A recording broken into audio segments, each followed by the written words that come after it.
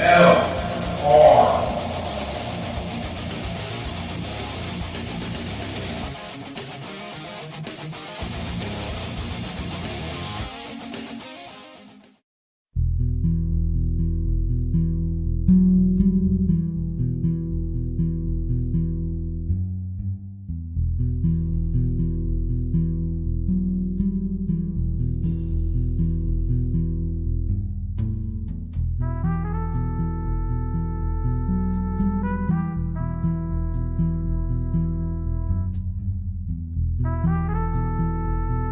Welcome to the Saturday Night Cigar Lounge. And it is a very nice Saturday night here in the Dallas-Fort Worth Metroplex and the Saturday Night Cigar Lounge here on Vigilant Liberty Radio. I'm your host, Taylor Millard. Thanks for being here. For those here for the Anime Roundtable, that is going to start in an hour. So expect that. That is definitely something to look forward to. With Catharsis, Meredith Ancret, Peter Ream, otherwise known as Texas Brass, as well as Jake Walker from Red State, all coming to discuss their favorite animes, what they really enjoy, and that sort of things. It ought to be a very, very fun show. But first, there is some serious stuff that we have to talk about. Serious things involving stuff that's going on in the world. As everyone kind of knows, unfortunately, the world is on fire. Whether it be in the Ukraine, or whether it be on the Gaza-Israel border. So let's get everybody caught up with the latest that's going on when it comes to the situation in Ukraine and Russia involving the Malaysian Airlines. As the Wall Street Journal reported this afternoon, there is outrage that's going on over the rebel hold on the site of the Malaysian airline, which crashed earlier this week, killed almost 300 people in eastern Ukraine. European leaders want Russian President Vladimir Putin to try to use his influence to get them to hand over the site. Now, the good news is that there are, the Ukrainian Emergency Ministry does have access to that area. They've been able to get some of the bodies out. But at the same time, I think that there are some legit concerns. One of the things that Dutch Prime Minister Mark Rutte said was he was disgusted by images showing rebels walking around with victims' personal items, and that's a problem. Looting is going to be an issue, especially when you have people trying to get what they can, looking to get money, obviously. And so so the looting shouldn't be surprising, but it's an unfortunate situation. It's something that shouldn't happen. And you would hope that the people calling up Vladimir Putin and saying, hey, you need to let these people not raid the place. That's something that needs to be done. And Peter Ream is calling in an hour early. Peter, are you ready to weigh in on this situation that's going on in the Ukraine and in Russia? Yes, I can hear you just fine. This is Peter Ream from Free Radical Network. He does host what is it? Foreign Matters, correct? All right. So what have you seen when it comes to this situation that's going on in the Ukraine?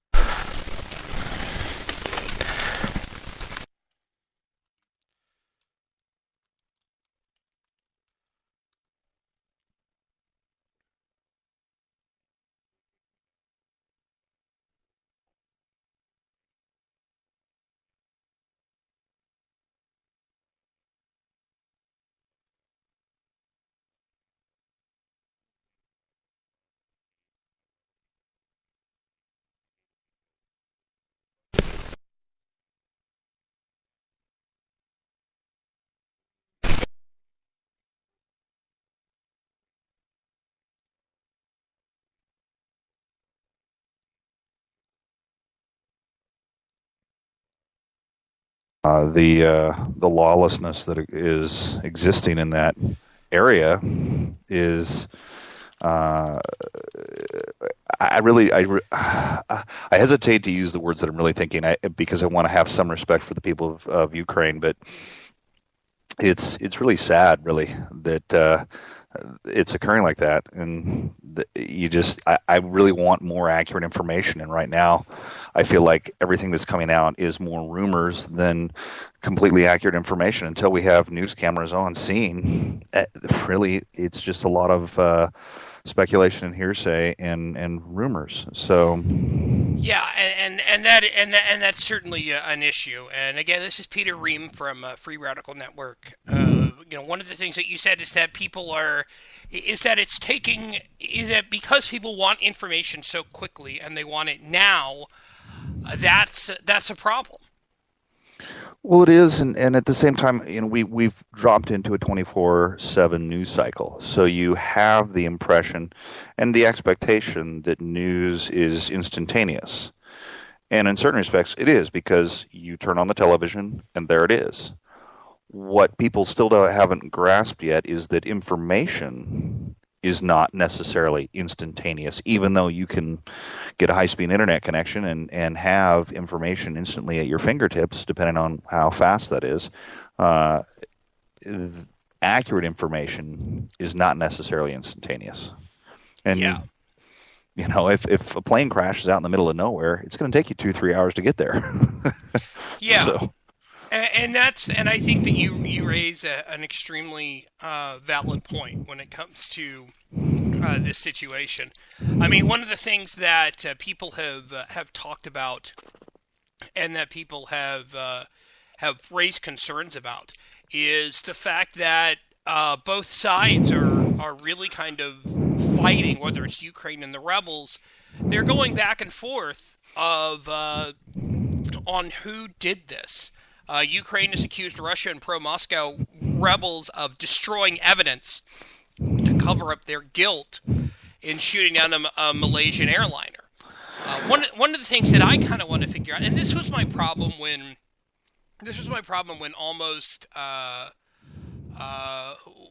almost immediately there was the Ukrainians jumped to say, hey, it was the rebels' fault. I had a problem with that, even though it may turn out to be true. I would like to kind of wait and decide what the problem was, or who did it, before blaming. I mean, obviously there is some political issues that have to be discussed here, some political gain that can be made. I mean, if Ukraine immediately blames the rebels, well, looking at your low information people, I think a lot of people are going to sit there and say, okay, it's the rebels' fault. This is a problem. Let's go. When in reality, it may not be that. Yeah, and that's part of the issue, is you have to jump on top of the story if you want to gain a political and I hate to put it this way, but a marketing advantage. Yeah. If you're really agnostic about some of the politics of what occurs in situations like the Ukraine, what they're trying to do is get a marketing jump. And I don't want to be clinical about it because it's a terrible situation, but if you break down the way that people respond almost instantaneously on social media and try to gain an upper hand in terms of being first to market with a news headline, it does become a marketing game. And I realize that lives are at stake. You're talking about war and bloodshed. You're talking about, and I'm not trying to minimize the 298 dead. What I'm trying to draw is that people realize the power of media, and how if they can be first on a story or have their side or their view presented first, they gain a considerable advantage over others, because people will hear that and not necessarily tune in for the details of what the actual truth is. Like you said, a lower information voter. Individuals like myself, you, others that are listening, they're going to hear something like this and want to know more details. But if we're really honest with ourselves, how many people are delving into the news? My wife, is pretty up to date on the news, but she's asking me constantly what's actually going on because I'm more in touch with it than she is. I don't sit and blame her. She has other interests. She has other things that she wants to do. And I would consider her to be pretty well informed when it comes to the news. Yeah, and I mean that's the thing that that has to be pointed out. Prairie Dog in the chat room made a comment saying that he disagreed with me when it came to looting. And he said that so if a jet crashes in Watts, looting should be expected. I would say that the issue that that when people could expect looting in a real chaotic situation, even if it's one thing ends up missing. That's what I meant by saying, okay, I'm not surprised that people were taking personal effects. I'm not surprised by that. Doesn't mean that it's going to happen in every single situation. No, I don't think it will happen in every situation. I think that you're going to have a lot of people who bandy together and grab stuff and put it away so that the families can have it. But that's just my opinion on the matter. Certainly, people are willing to disagree with me on that. Peter, one of the things that I am kind of curious about, because people are sitting here and saying, "Hey, they're talking about President Obama's response to the situation and why he wasn't more forceful at the time." When he basically was kind of he kind of said, "We're sorry, we've heard, that what, 20 something people were killed," and then kind of backed off on it later. His comment that he said was, "It looks like it might be a terrible tragedy. That is our first priority. The United States will offer any assistance we can to help determine what happened and why." Now, I don't have a problem with half of the statement, the U.S. Saying that it's going to offer any assistance, but it looks like it might be a terrible tragedy. Just a slip of the tongue, you think? I'm betting more than likely, just based on history of this president's off-the-cuff remarks, that the remarks were not prepared. They were something that he quickly scribbled out. Our president, and I'm going to claim him because he was voted in, and there you go. I know a lot of people have objections to that. How dare you say that? How dare you not be like the people who put up a sticker which says "Not my president" and with an O by it after they scratched out the W. I get grief for not putting stickers on the back of my car that say Houston Texans, but and I am a fan, so I can live with the hate. I think that if you take a good look at this president and his history of public speaking, he is absolutely terrible at off-the-cuff remarks and unprepared statements. He is a brilliant public speaker when the speech is prepared and he can read it off of a teleprompter. I think that his delivery is brilliant, but as soon as he has to go off of script, he really has no idea what to say. And it's telling because it shows that he is scripted, that he is prepared. You might even say he's a Hollywood president in a lot of ways, in that he's terrible at ad-libbing, absolutely terrible. And it's interesting. My wife and I watch Last Comic Standing, and they just did a little piece on ad-libbing, and ad-libbing's critical in comedy. I think it's absolutely critical in politics as well, because the world isn't scripted. Life isn't scripted. And so you have a statement like this that the president is terrible at because he's not good at ad-libbing. And quite frankly, he's not good at addressing the world as it constantly changes.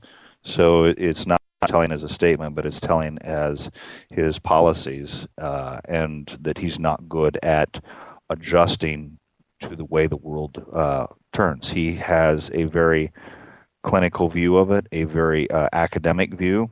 This is the way I was taught. This is the way the book says. So if I just do this, it should have this result. And when that doesn't happen, he really has no idea what to do.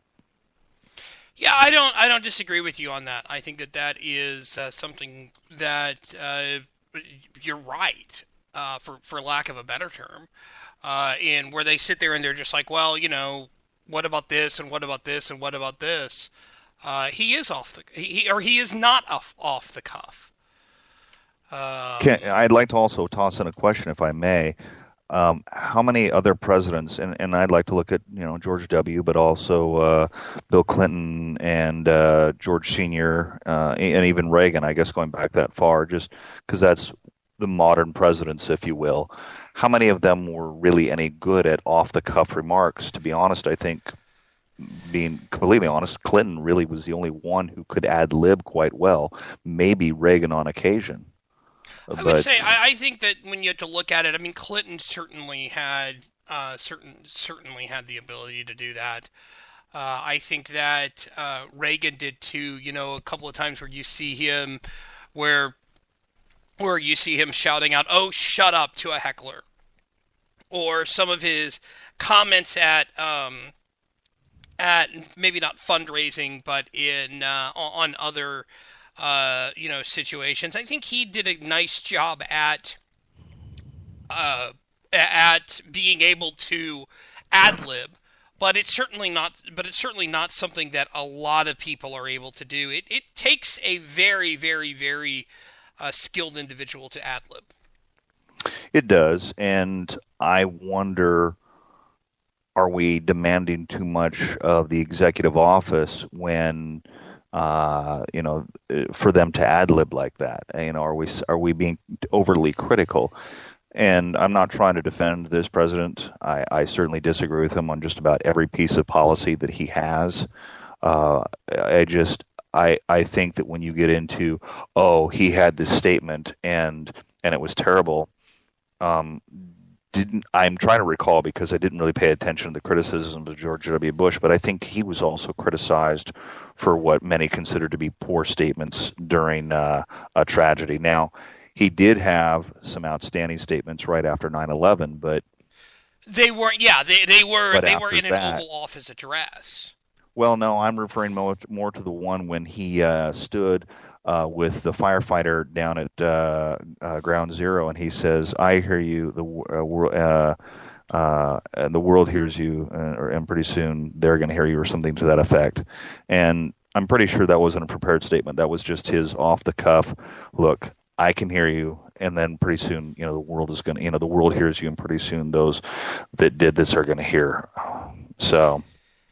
Yeah, but that's the only statement that I can think of from the previous presidency that was ad-libbed that was any good.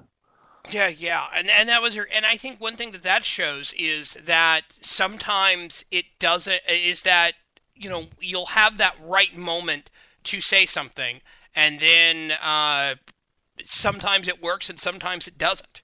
Not everybody is going to be a great public speaker when they do the when they do the ad libs.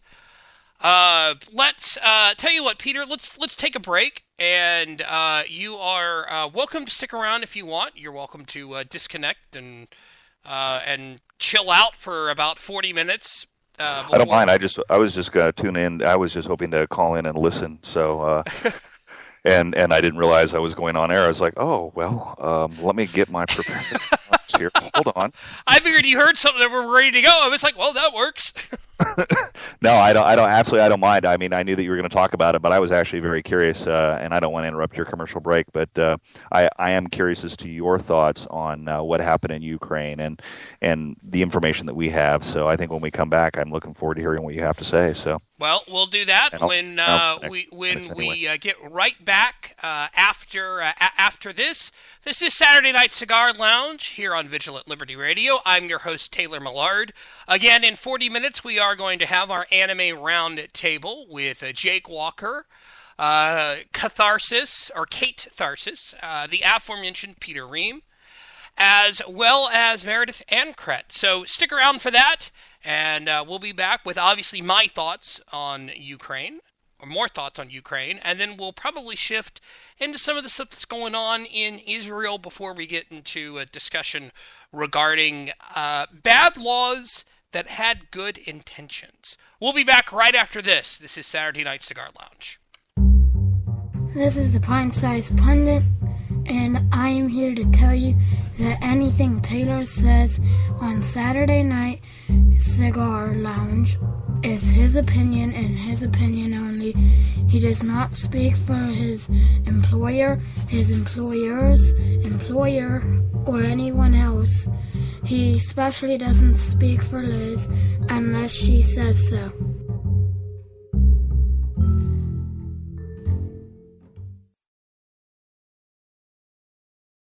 We want to welcome Michael Moore to Occupy Wall Street. I'm so impressed by what I'm seeing here. How much of people's income do you, Michael Moore, want the government to confiscate? Probably twice what we're paying right now. It's not envy, it's war. Where's the rage? Where's the uprising? Storm the doors of the New York Stock Exchange. It is a class war. If the wealthy paid their fair share. For a documentary filmmaker, I do really well. I'm very blessed. And the rich thought poverty was bad. I do well. They get rid of it. And what pure? There's nothing pure about capitalism. And they know what's coming on Wall Street. We're seeing the end of capitalism. And I say good riddance. He is one of my favorite capitalists. Yeah, I want to give him a hug.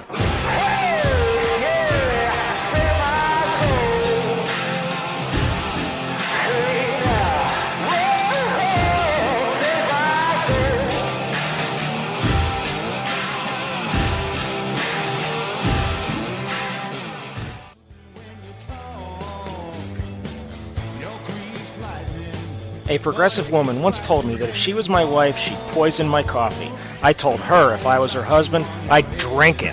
This is Alan Bordius, host of Their Finest Hour, Monday nights here on Vigilant Liberty Radio.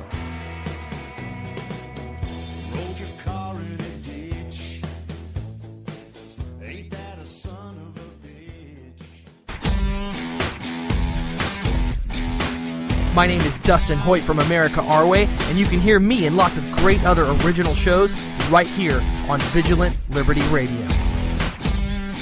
Back here on Saturday Night Cigar Lounge here on Vigilant Liberty Radio. I'm your host, Taylor Millard.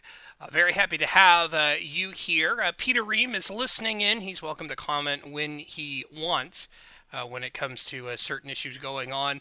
As Vicky in the chat room said, I'm here for the anime. That will be in about 35 minutes when we have our anime roundtable discussing, everybody's favorite types of anime. So that should be fun. I heard a rumor that Red Steez might be listening in. I'm just saying. I don't know if that's true or not. Red Steez, Stephen Miller, you're welcome to join us in the chat room if you so desire. As does anyone else, if they're listening in, you can go to vigilantlibertyradio.us/chat, or just click on the chat button. That's easier. That's easier too. But let's talk for a bit. I've still got some comments when it comes to Ukraine. Pope Sparkles, I am looking forward to what Alan Jones has to say about Ukraine. I'm pretty sure that it has something to do with, false flag, New World Order, everybody's coming after us, and, buy my prepper stuff. I'm pretty sure that's what it's going to involve. That's pretty much, I think, what his response to everything was. Now, what do I think? Who do I think did the situation in Ukraine? Honestly, I have no idea. I think that Ukraine, as Peter said, I think the Ukrainian government is using this as a way to kind of win the PR battle, because if you originally make an accusation, and this is kind of the point, if you originally make an accusation and it is a credible accusation, then that's one of those situations where people can kind of sit there and go, "Oh my gosh, that's horrible," and immediately go, "How dare those people?" So Ukraine's decision to make a comment on that, or to immediately make their comment, makes sense. That doesn't necessarily mean that it's true. I wouldn't be surprised if you saw that the Ukrainian rebels had something to do with it, but I'm not willing to jump in feet first and say, how dare you do that? I saw an image that was shown somewhere online, I'm not exactly sure where, is that it could have been that Ukraine thought that it was Vladimir Putin's presidential charter going over the area, and so they fired at that. The Malaysian airline and the Russian airline, or not the and the Russian president's flight, they look very, very similar. So that's certainly a possibility that it was Ukraine that fired on it and attempted to take down Vladimir Putin. I'm not sure that's extremely wise, because then you're looking at even more chaos and more upheaval. And let's just be honest, chaos and upheavals aren't really always a very, very good thing. But again, just my opinion. I do think that it is interesting, as Sparkles brought up in the chat room. Why was the plane 300 miles off course? Who knows? Jenny, this is Malaysian Airlines, and there's been... I don't know why that is. That's certainly something that has to be figured out. It's the same stuff almost that has to go on with the entire situation with the other Malaysian flight, where they were anywhere from 2 to a gazillion miles off course. We just don't know, and honestly, we probably never will know who did this unless there is very credible evidence at some point. Ukraine is obviously using this to press their advantage, where they were saying that separatists have air defense capabilities. Something from the Wall Street Journal. Ukrainian intelligence officials said they knew 3 days before the downing of Malaysian Airlines Flight 17 that rebels in the east of the country possess sophisticated air defense systems capable of taking down something like a Boeing 777. Now, there is a possibility, and this is something that I think the Wall Street Journal brings up very, very correctly, and has a good point, and saying the disclosure deepens the mystery of why Ukrainian aviation officials failed to entirely close off the airspace in the Donetsk region where the jet was flying when it was shot down. That's a good point. To go almost, not completely, but to go slightly conspiracy theorist, one could guess this, and I'm not saying this happened. So please note, I'm not saying this is what actually happened, but it's certainly something that people can wonder about is, okay, if Ukraine knew this, if Ukraine knew that there were these capable defense anti-air defense capabilities, then it's possible that what happened was Ukraine said, or somebody there said, we can use this to our advantage if an air tragedy were supposed to happen. maybe we can do that. Maybe something bad can happen, and we can do that, and that will make it even better for us. Because if the separatists knock it down, then it's their fault. This is what happens when you don't think, when your strategy is off. Now, I'm not saying that that's what happened. Please note, I'm not saying that that's what happened. I'm not 100% sure that that did happen. In fact, I'm about 95%, or actually 85% sure that didn't happen. But it does raise questions, and it raised questions that people have to wonder. This is the problem with, as Peter said earlier, this is the problem with the instantaneous news cycle, with wanting to know stuff instantaneously. We got to know it, we got to know it, we got to know it, we got to know it. And look, I fall into this situation. Everybody else falls into this situation. But when you jump to conclusions, that's where this runs into a problem. And that's the problem that we're running into now. There is no information. There's very little information. And so that allows people to kind of, make these speculations like I did, and like a lot of other people did, when it comes to things happening, bad stuff happening. So it's something to consider. It's something to think about. I don't think that's what happened. I'm not sure that is something that a lot of people should entertain. I'm just saying that when some people look at this situation and going, okay, what's going on here? Yeah, it doesn't make sense. As Vicky in the chat room said, darn that instant gratification. I agree. I agree 100%. Instant gratification is something that a lot of people need to stop, but it's tough to. Do I think that we'll know whatever happened? No. I will never 100% know what happened. I think that it's a horrible situation. I think the fact that there are still bodies on the ground that people are going through, and that people are taking, is an issue. I do think that if the rebels are as coordinated as we think they are, they should have kind of protected the area a little better. One of the things that really kind of annoys me, there's a Getty Images picture of a man taking a picture of the charred remains of the plane.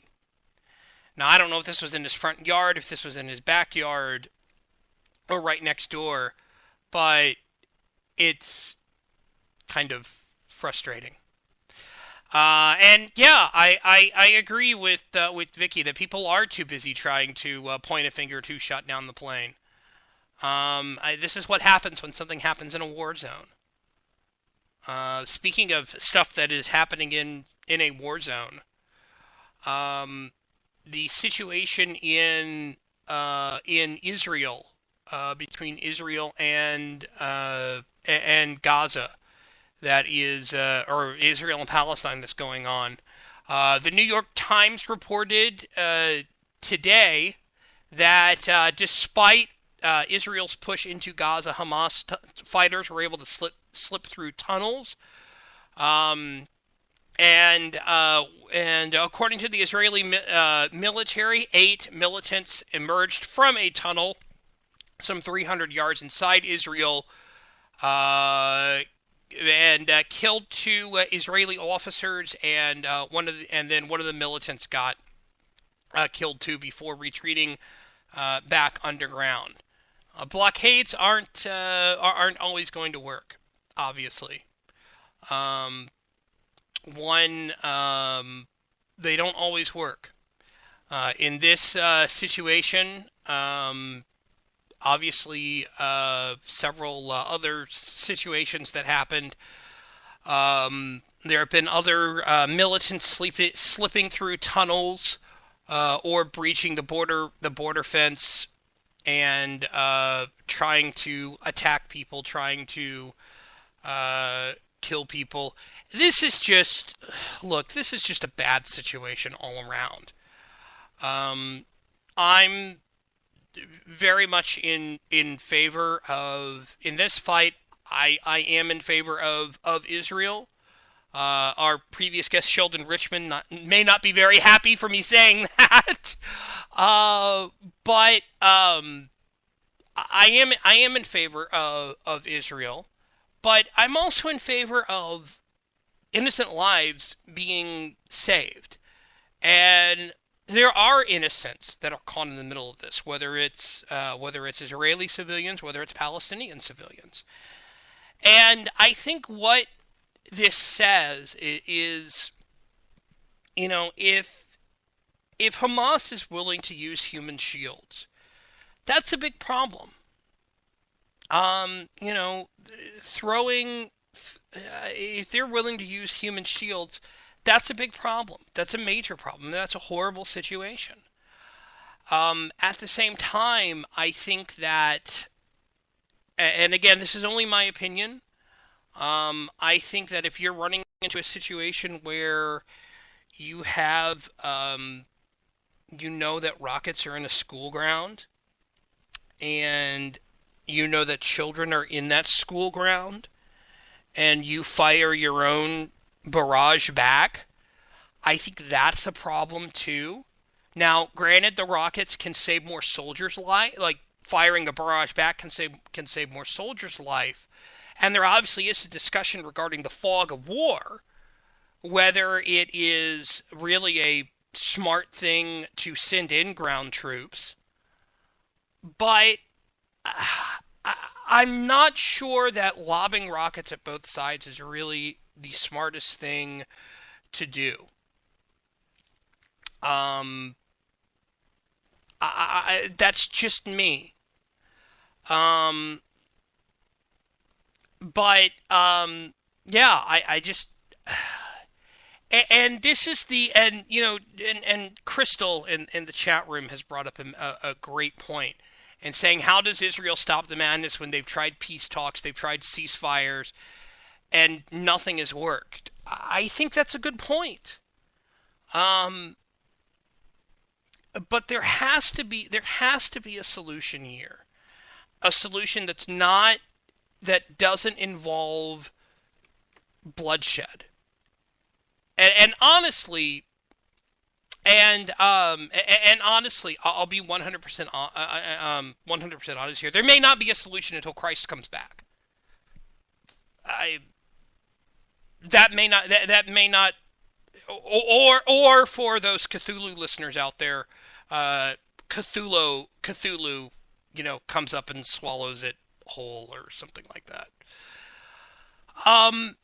But that's a. I have to ask, is that your lead in to the anime as you're going to go all tentacle stuff on the Gaza thing? No, Peter Ream. I'm not going to say that. I know that we have people here who enjoy reading Edgar Allan Poe. And so that's why I made the comment regarding Cthulhu. I just thought I would ask. So we covered this topic at length Thursday night, and any human death, I think, is a tragedy. The problem is that, and I think the Israeli Defense Force summed it up nicely, Israel uses missiles to defend civilians. Hamas uses civilians to defend missiles. Yeah. And that's a big problem. And sorry, I meant Lovecraft. Sorry, Vicky. Vicky in the chat room just pointed out that it's Lovecraft, not Poe. Yes, you're right. It is Lovecraft. I got my Gothic writers mixed up. I shouldn't laugh, but it is funny. Poe, same thing. Yeah. I will never more make that mistake. Nice, very nice. Yeah. Here's the questions that I have, because I have a few people in my Facebook feed that are very anti-Israel because they feel that the response by Israel is completely wrong. They feel that it's overwhelming and not on the scale of what's being lobbed at them. But the problem that I have with that is that they then are giving tacit permission to Gaza to fire missiles at Israel, and that's a problem. Yeah. The questions that I would have are, what should Israel do? Why is and I you can answer these, or I'll just ask them all. Is what's Israel supposed to do in response to missiles being fired at them? Gaza, the people of Gaza, the Palestinians in Gaza, continue to smuggle in weapons to shoot at the Israelis. They blatantly hide them in mosques, schools, hospitals, and homes. Why is it that there is no UN condemnation or even any UN action to stop that from happening? Why is it that the people that support Hamas or support the Palestinians and say that the Israeli response is horrific make no move whatsoever to condemn that sort of behavior by Hamas? And lastly, why is it that Palestinians refuse to recognize Israel as a country? Yeah. And obviously we don't get answers for that, but that's the questions that I have.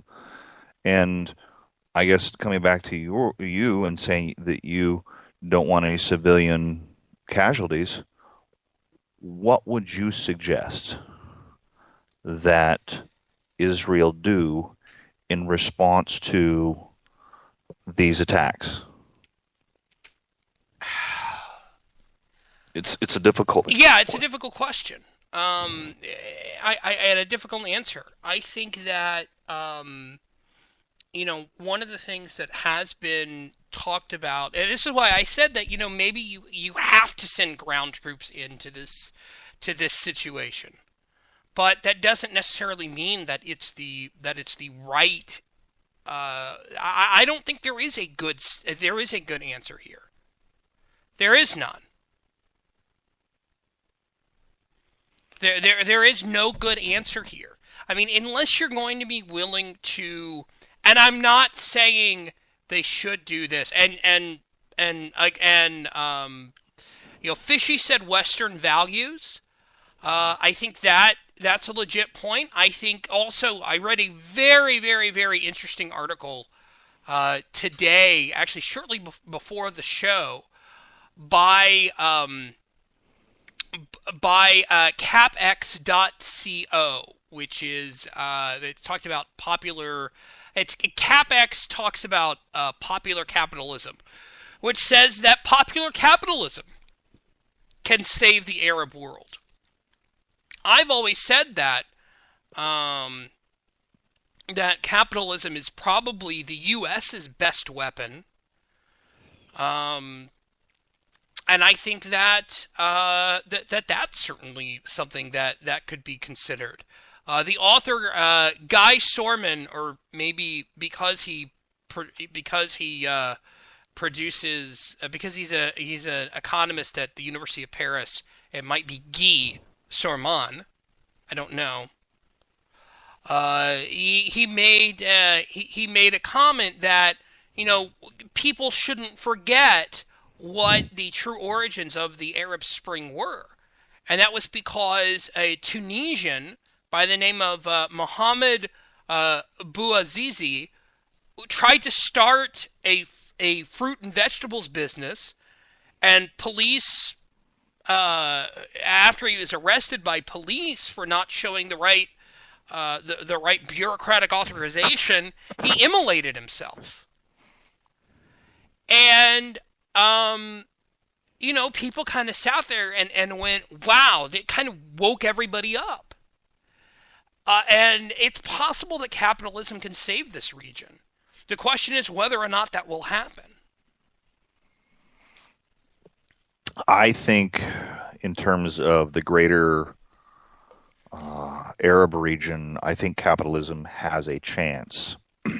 I don't believe that it has a chance in Gaza, and part of the reason for that is when the Israelis evacuated from Gaza, they literally drug their own people, kicking and screaming, from Gaza. Settlers who had left everything there, they literally pulled them out so that there were 0 Israelis in Gaza.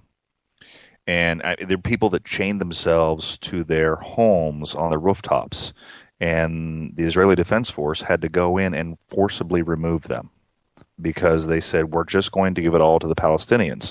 They left a tremendous infrastructure in place, including over 3,000 greenhouses that were being used to not only grow food, but ship it all over the region.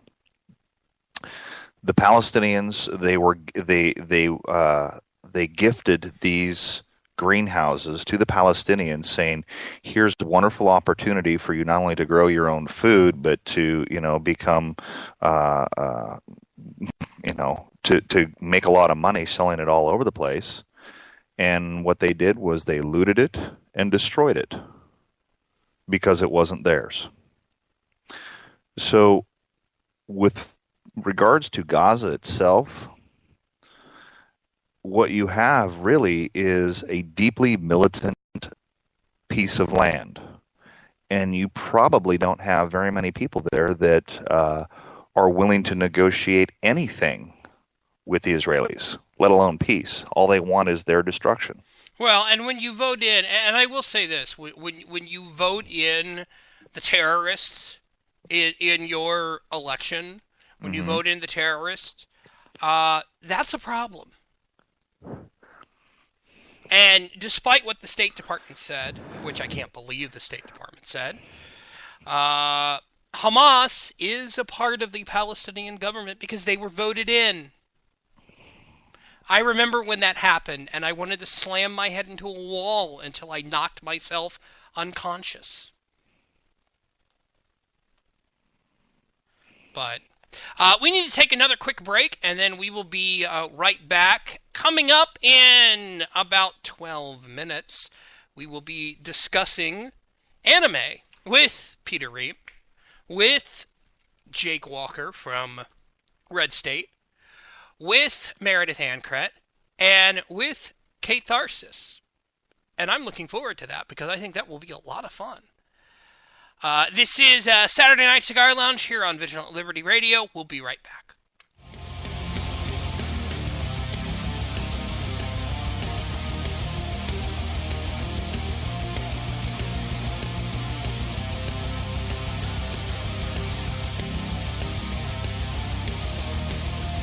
Hi, this is Matt Lewis from the Daily Caller, and you are listening to Vigilant Liberty Radio.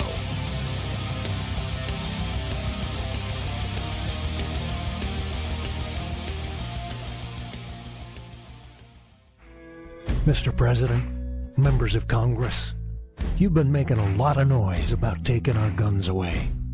But you might want to review history. 1835, Gonzales, Texas Territory. The authorities wanted to confiscate the big gun that protected that colony. You know what the people said? Come and take it. Because they were willing to fight for their freedom and their guns. So are we. Come and take it if you want it. Come and take it if you think you can. Come and take it, but I warn you, you'll have to pry it from my cold dead hands. We want the freedom that God gave us, so you best not cross that line. If you want this gun, you gotta come through us and take it. One shot at a time. Just like Gonzales, we're keeping our guns.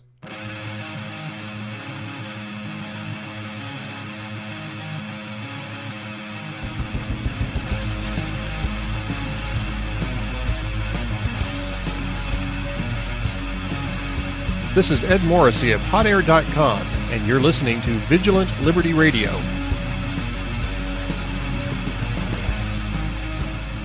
And this is Saturday Night Cigar Lounge here on Vigilant Liberty Radio. I'm your host, Taylor Millard, and I always get worried when the boss calls in. What did I do, Liz? Nothing. Okay,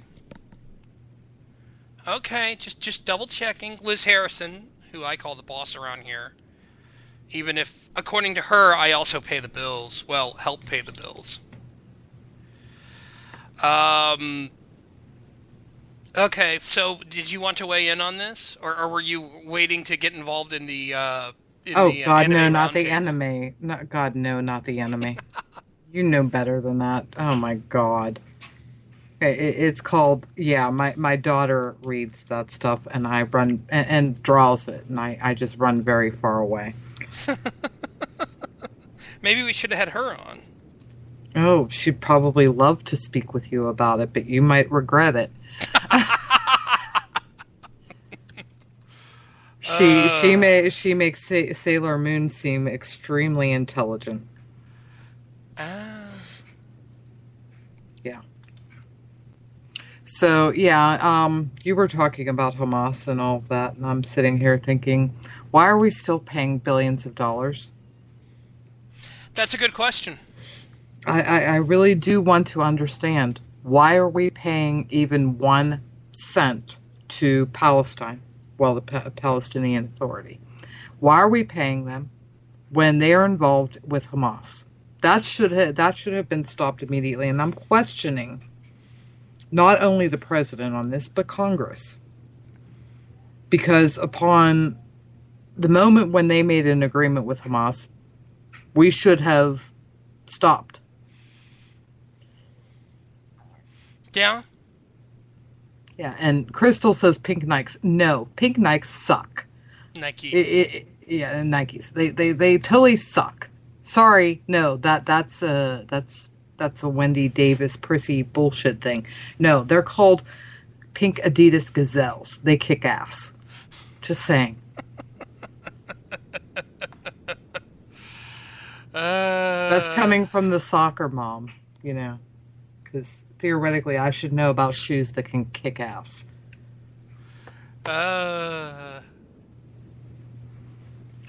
Of course, Crystal's laughing. Oh Lord.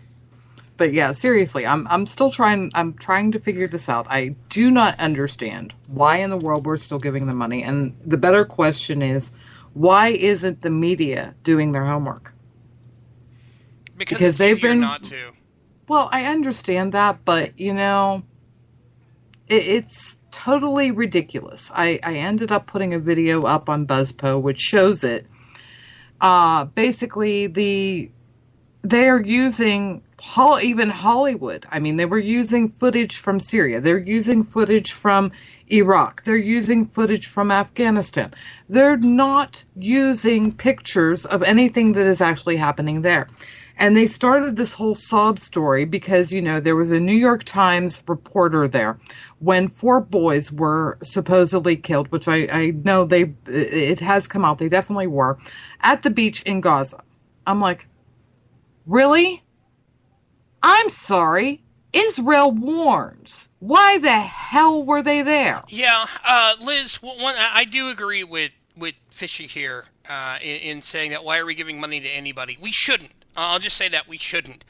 We're running out of time on hour 1, but I will say this, Liz, we can find you at Goldwater Gal, correct? Yes. We can find me at EYE Desert Blog. That's at EYE Desert Blog. Also, you can find our good friend Peter Ream at TX Brass, but you can also find him next hour when we talk, and I'm looking forward to this, where even though Liz isn't, but that's why she's not going to be on. Last time I checked. Although you're welcome. No, thank you. That's quite. Do I have a moment to tell her why the media doesn't do their job? Yes. Okay, all I'm going to do is reference MSNBC bringing on that guy who completely punked them live on air. Yeah. He has a good point. But we'll be right back right after this. This is Saturday Night Cigar Lounge here on Vigilant Liberty Radio. Anime Roundtable coming up next with Meredith Ancret, Peter Ream, Jake Walker from Red State, and Catharsis. Hopefully Katie will accept my invite on Skype. We'll be right back after this.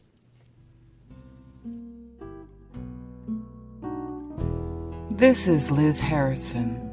And you know, I have no idea how many times people have told me conservative women can't be sexy. Well, we can prove them wrong.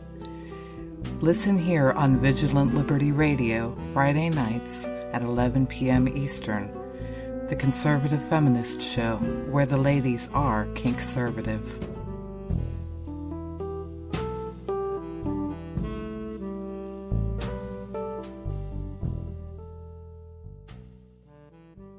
Here are the producers of Frack Nation, Fallon McAleer, Ann McElhinney, and Magdalena Segeda, to talk about their latest project, GosnellMovie.com. Hello. We're journalists and filmmakers, and for over a decade now, we've been telling the stories that Hollywood and the mainstream media don't want to cover. We funded our last film through Kickstarter, and it was picked up by Mark Cuban's TV channels. And today, we're back to ask for your help to make our most important movie yet. Today we're launching the biggest ever crowdfunding campaign for a movie. We're going to make a TV film about Kermit Gosnell. Kermit Gosnell is the most prolific serial killer in American history, but almost no one knows who he is. The media have basically ignored his crime and his trial. He ran an abortion clinic in Philadelphia where he delivered live, viable babies and then murdered these newborns by severing their spinal cords with scissors. According to expert testimony from neonatologists, these babies fought for their lives and suffered tremendous pain. But the mainstream media or Hollywood don't think this is a story. Gosnell killed more people than Gary Ridgway, John Wayne Gacy, the Zodiac Killer, and Ted Bundy combined. In a 30-year killing spree, it is thought he killed many thousands of babies. And yet, the mainstream media or Hollywood don't think this is a national story. The same media that gave us daily updates on Jodi Arias, who was on trial at the same time as Gosnell for killing her boyfriend, just one person. Hollywood think the Jodi Arias story is so important, they have already made a TV movie about her, which has been shown multiple times. But you shouldn't be surprised, because the establishment has always covered up the crimes of Kermit Gosnell. Here's how the grand jury explained what happened. Bureaucratic inertia is not exactly news. We understand that. But we think this was something more. We think the reason no one acted is because the women in question were poor and of colour. Because the victims were infants without identities. And because the subject was the political football of abortion. There's been too much censorship of this story already. We're going to change all that. With your help, we're going to make a TV film about Kermit Gosnell. We'll do the job the mainstream media and Hollywood won't do. Too often we complain about the mainstream media not reporting the news and throw stuff at our TV sets. Now you can do something about it. This is a historic campaign. Up till now, the world record is for the film Veronica Mars, a teen detective story that asked for $2 million and raised $5.7 million. With your help, we're going to hire the best screenwriter, director, and actors to make sure that the story of Kermit Gosnell gets into every home in America. You can give as little as $1 or as much as $10,000. You know what you can afford, but even the smallest amount is important because it sends a message that if the media won't report the news, we can do it ourselves. Please give what you can. Gosnell's crimes need to be known, and the thousands of babies he murdered must not be forgotten. Help us do this. Please pledge right now. Thank you. Thank you. America's biggest serial killer, Gosnell, the doctor is sin. The crowdfunding campaign is underway now and runs through May 12, 2014 at GosnellMovie.com. VLR.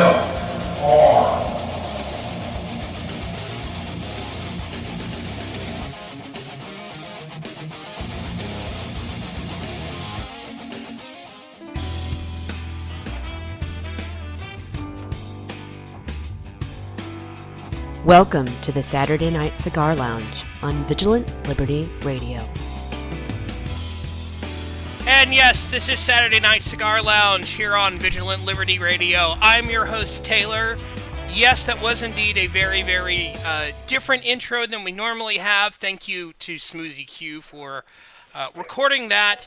Since we are going to be holding an anime roundtable, that means that I decided to break out some of the anime music. So that was See You Space Cowboy by Yoko Kanno and the Seatbelts, which you can find on the album, the Cowboy Bebop soundtrack album, Blue. So, this is I'm very, very picky about my anime when it comes to this. So, because I'm very picky about my anime, we wanted people who were more authoritative on it, is the best way to put it. So, joining me is obviously Peter Ream, otherwise known as TX Brass. Peter, thanks for being on. Thank you for having me. Meredith Ann Krett is here. Meredith, how are you? I'm good. How are you guys? I'm just fine. And first-time guest, and welcome to the show from Red State, Jake Walker. Jake, how are you doing? I'm doing fine. Thank you for having me on. And to answer your question, I have no idea what is with Salt Lake and with people in Salt Lake and missing their teeth. Kate Tharsis was also invited. She's still scheduled to be on. It's possible she fell asleep because she is across the pond. So that's no excuse. I will give it an excuse this time. So once she wakes up, hopefully, once she pays attention to Skype, hopefully, or Twitter, we'll have her on too. So because her comment to me when I asked her what kind of anime she liked, she said everything. So. Jake, Jake, I'll start with you. What kind of anime? What drew you to anime? Well, it started back when I was in elementary school, and Toonami was on Cartoon Network, and it wasn't the first anime I ever watched, but it was the first time I was aware that what I was watching was anime. And I'd watch shows like Gundam Wing and Outlaw Star and Dragon Ball Z even, and Sailor Moon and so on. That I was aware that these things, the characters in these shows looked different from the kind of stuff I had seen in Looney Tunes or some of the Cartoon Network Cartoon Network shows, Dexter's Lab, Powerpuff Girls, Johnny Bravo, that sort of stuff. I noticed the characters looked different, and usually they were trying to tell some sort of deeper story, which with any anime you can raise some questions about how deep the story is. But it was the art style. But even more of an enduring thing to me was the potential, for storytelling that the medium had. I thought it was a lot more imaginative. Mm-hmm. And then you went from there, right? Yes. I kind of fell out of it for a while in high school. Not like I said, I hate anime now. It's just I kind of lost interest in. But after a couple years in college, I picked the habit back up, and so it's been going strong ever since for the last 4.5 years now. Meredith, what about you? Well, like any good 90s girl, 90s kid, I watched Sailor Moon. I loved Sailor Moon, like, to an obsessive degree when I was in elementary school. And so did all my friends. Then I kind of lost interest in it for a long time, and then I guess when I was maybe 13 or 14, my older brother watched it in college, and he brought home, like, this show, Ranma, when he was in college, and I started watching it, and it was hilarious. I laughed so hard every time I watched one of those episodes. So I got into it through that, I guess, and just started watching lots of the different shows and found, certain ones that I really liked. Cowboy Bebop was a big favorite of mine. Gundam Wing, most of the early Gundam series, I loved those. And I have a very obsessive personality, in case people don't already realize that. And so I got very into like the subculture and going to anime conventions. I helped organize a few conventions, did a lot of cosplay, and I've kind of drifted back out of that subculture now. I still have a couple of shows that I really love, but I'm not like obsessive about it. Peter? I'm going to go really old school on people. First anime that I ever really watched was Aeon Flux on MTV. And it was like after midnight. And I'm really old school. I was about 2 years out of high school, was in the military, and I get off of work like 11 o'clock at night and just crash in the lounge, and MTV would be on. And that was back when it actually had music videos, and they played Aeon Flux, and I would try to catch, all the different episodes, because each one seemed to be self-enclosed, but there was a running theme throughout it. And I never have watched all of it, but it was what got me started. And then from there, the next big one was Akira, and I actually saw that in the theater. And if you can believe that. I'm dating myself again, but after that, I just sort of picked up things on Cartoon Network, little things here and there, and a lot of anime kind of turned me off because it seemed so formulaic,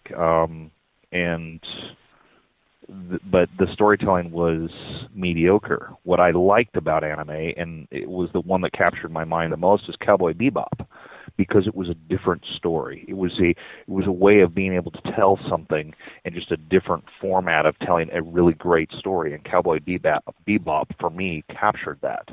And there's some other ones that I have. I liked Outlaw Star because I felt like it was sort of a rip-off of Cowboy Bebop, and I really thought it was going to go that way. And then they took a total left turn somewhere through in the series, and I just had to finish it just because. But I was really disappointed with it. But that's sort of my my exposure to anime. I've never been to conventions, never really did any of the cosplay or anything like that. It's just I really love a well-told story, and the thing that appealed to me about anime was it was another way of telling a really good story. For me, my kind of invitation, or not invitation, exposure to it, actually Vicky T in the chat room is one way that I got involved in it. She and I have been friends for a while. In fact, I can never hear Doom without hearing it trail off. But that's a different story. I got exposed to it really through Cowboy Bebop, seeing that on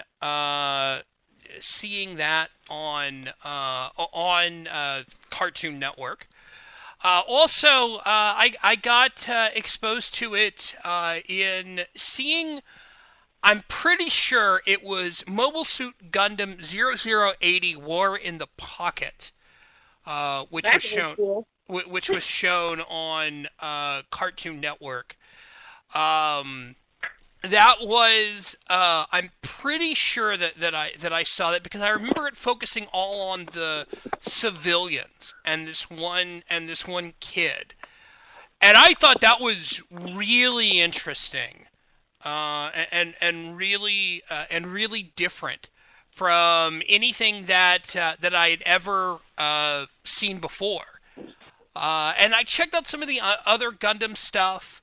Some of it was all right. Some of it wasn't. The animation. I'm very particular when it comes to my animation style. The two that I actually really enjoy is I enjoy Black Lagoon, which is currently showing on Adult Swim, and as everybody else is saying, I love Cowboy Bebop because of just how good of a how good of a series it is, and just how they put it all together, what they did. I did watch. I mean, as a lot of other people in the West, I think watched Ninja Scroll, which it's written well. Some of it I'm kind of like not 100% sure about that. But there's some. But I mean, there really is some good stuff. And one of the reasons why I wanted everybody else on here was because I'm looking to expand my watching of it. So, Jake, what in particular are you watching right now? Days? Yeah. Well, for starters, I'm watching I'm watching the Sailor Moon reboot that's airing right now. So it's the 20th anniversary. So I figure, as any good anime fan and someone who watched Sailor Moon when I was younger, when it was on Cartoon Network, I figured I had to watch that. And I'm watching a few shows that are airing this season. There's one called Akame ga Kill, which is kind of shown in assassin fare, but it's a decent story and manages to keep me going on it. Although I'm not entirely sure how long I'll keep up on it. Let's see. I mean, off the top of my head, it's hard to remember everything, but one of the recent shows that I watched, it was a couple months ago, well, a little longer than that now, but probably the best show I think that's aired within about the last year would be one called Kyoso Giga, which is a very Japanese name, but it's about... It's a play on the idea embodied in Alice in Wonderland. It's a girl who's looking for her parents, and she goes into the world beyond the looking glasses. And her adventures trying to find her parents in that world, because they journeyed into that world years before. And there's several references to Alice in Wonderland sprinkled throughout.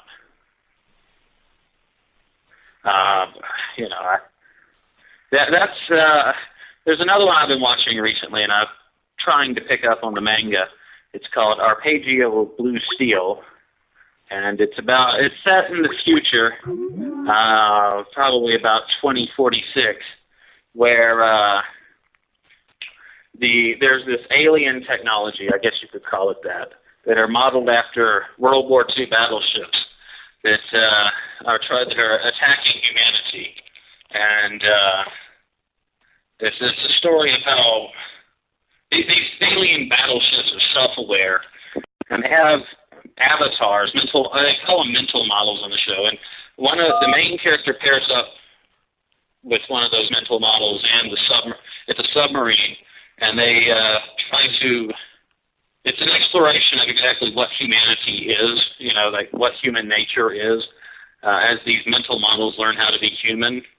And it's also a story of how the main character and his crew try to even the stakes for humanity, give them a means of coexistence, I guess you could say. Right. Also joining us is Mike Pasqua. Mike, how are you? Oh, I'm doing fine, Taylor. My first, as everybody else is, my first turn on to the anime was, of course, Sailor Moon, because we would get the replays here on one of the local channels, like in the morning and in the afternoon, and that was in my senior year of high school, and then it went on from there, mostly through like you're saying, Cowboy Bebop. Bleach is another one I was really into. Samurai Jack came along. That was And in the DCAU, the Teen Titans were kind of an anime-ish cartoon as well. Yeah, I don't always consider Teen. I mean, yes, they were they were anime-ish. I wouldn't necessarily say that it was. I don't completely consider that a traditional anime. I don't know if anybody else does. I'm throwing that out to the panel. Anyone want to weigh in on Teen Titans? Well, I'd say I never considered it one. Oh, sorry, go on. I wouldn't consider it anime, but I would say that it kind of is an American cartoon that followed in the popularity of anime by making a show that had more, slightly more realistic animation style, and some of the storylines were were a little more complex than you would get in just a children's cartoon. So I think anime had maybe an effect on its creation. Oh yeah, by far, especially in the art style, and definitely in the new in the new version of Teen Titans Go that's out. That's even more, I would say, towards the lighthearted stuff. Yeah. Than not. Mike, what else do you like watching? Oh, like you say, Cowboy Bebop, Naruto was another one I love. Ghost in the Shell. A lot of the stuff that came on. I really like trying to find a new Voltron, which is anime too. But a lot of the stuff that came, is now airing on Adult Swim is a lot of the stuff that really got me into anime. All right. Well, Mike, thank you for calling in. I appreciate it. We're going to go to a real quick break, and then we will come back. I want to discuss more about art styles, because that's been something that is a big thing for me. The kind of art style that needs to be in anime for me to really enjoy it. So we'll be back right after this. This is Saturday Night Cigar Lounge. We are doing our anime roundtable with Peter Ream, Meredith Ancret, and Jake Walker. And hopefully Catharsis will be on at some point. I know, as I said before, she is across the pond, so if she fell asleep, she fell asleep, and hey, that happens. But we'll be back right after this here on Saturday Night Cigar Lounge here on Vigilant Liberty Radio.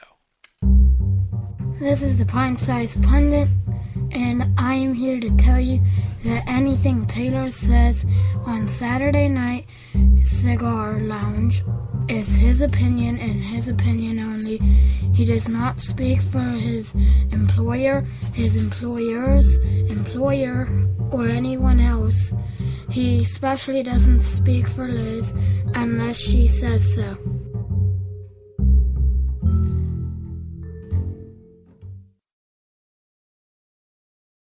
We want to welcome Michael Moore to Occupy Wall Street. I'm so impressed by what I'm seeing here. How much of people's income do you, Michael Moore, want the government to confiscate? Probably twice what we're paying right now. It's not envy, it's war. Where's the rage? Where's the uprising? Storm the doors of the New York Stock Exchange. It is a class war. If the wealthy paid their fair share. For a documentary filmmaker, I do really well. I'm very blessed. And the rich thought poverty was bad. I do well. They get rid of it. What pure? There's nothing pure about capitalism. And they know what's coming on Wall Street. We're seeing the end of capitalism. And I say good riddance. He is one of my favorite capitalists. No, I want to give him a hug.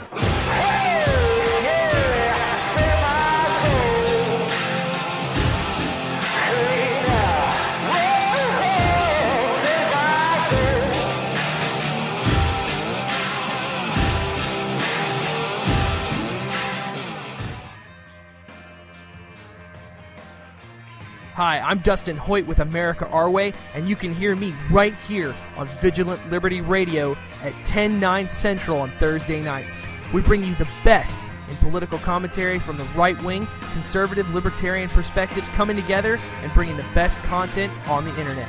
Be sure to tune in every week for your favorite shows. Follow us on Facebook and Twitter.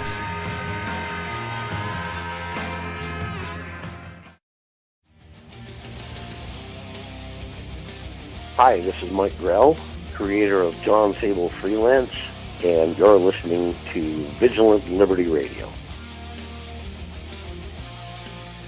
Back here on Saturday Night Cigar Lounge, here on Vigilant Liberty Radio, I am your host, Taylor Millard. I've also got Peter Ream, otherwise known as Texas Brass, Meredith Ancret, otherwise known as, well, Meredith Ancret, and Jake Walker from Red State, all on discussing anime.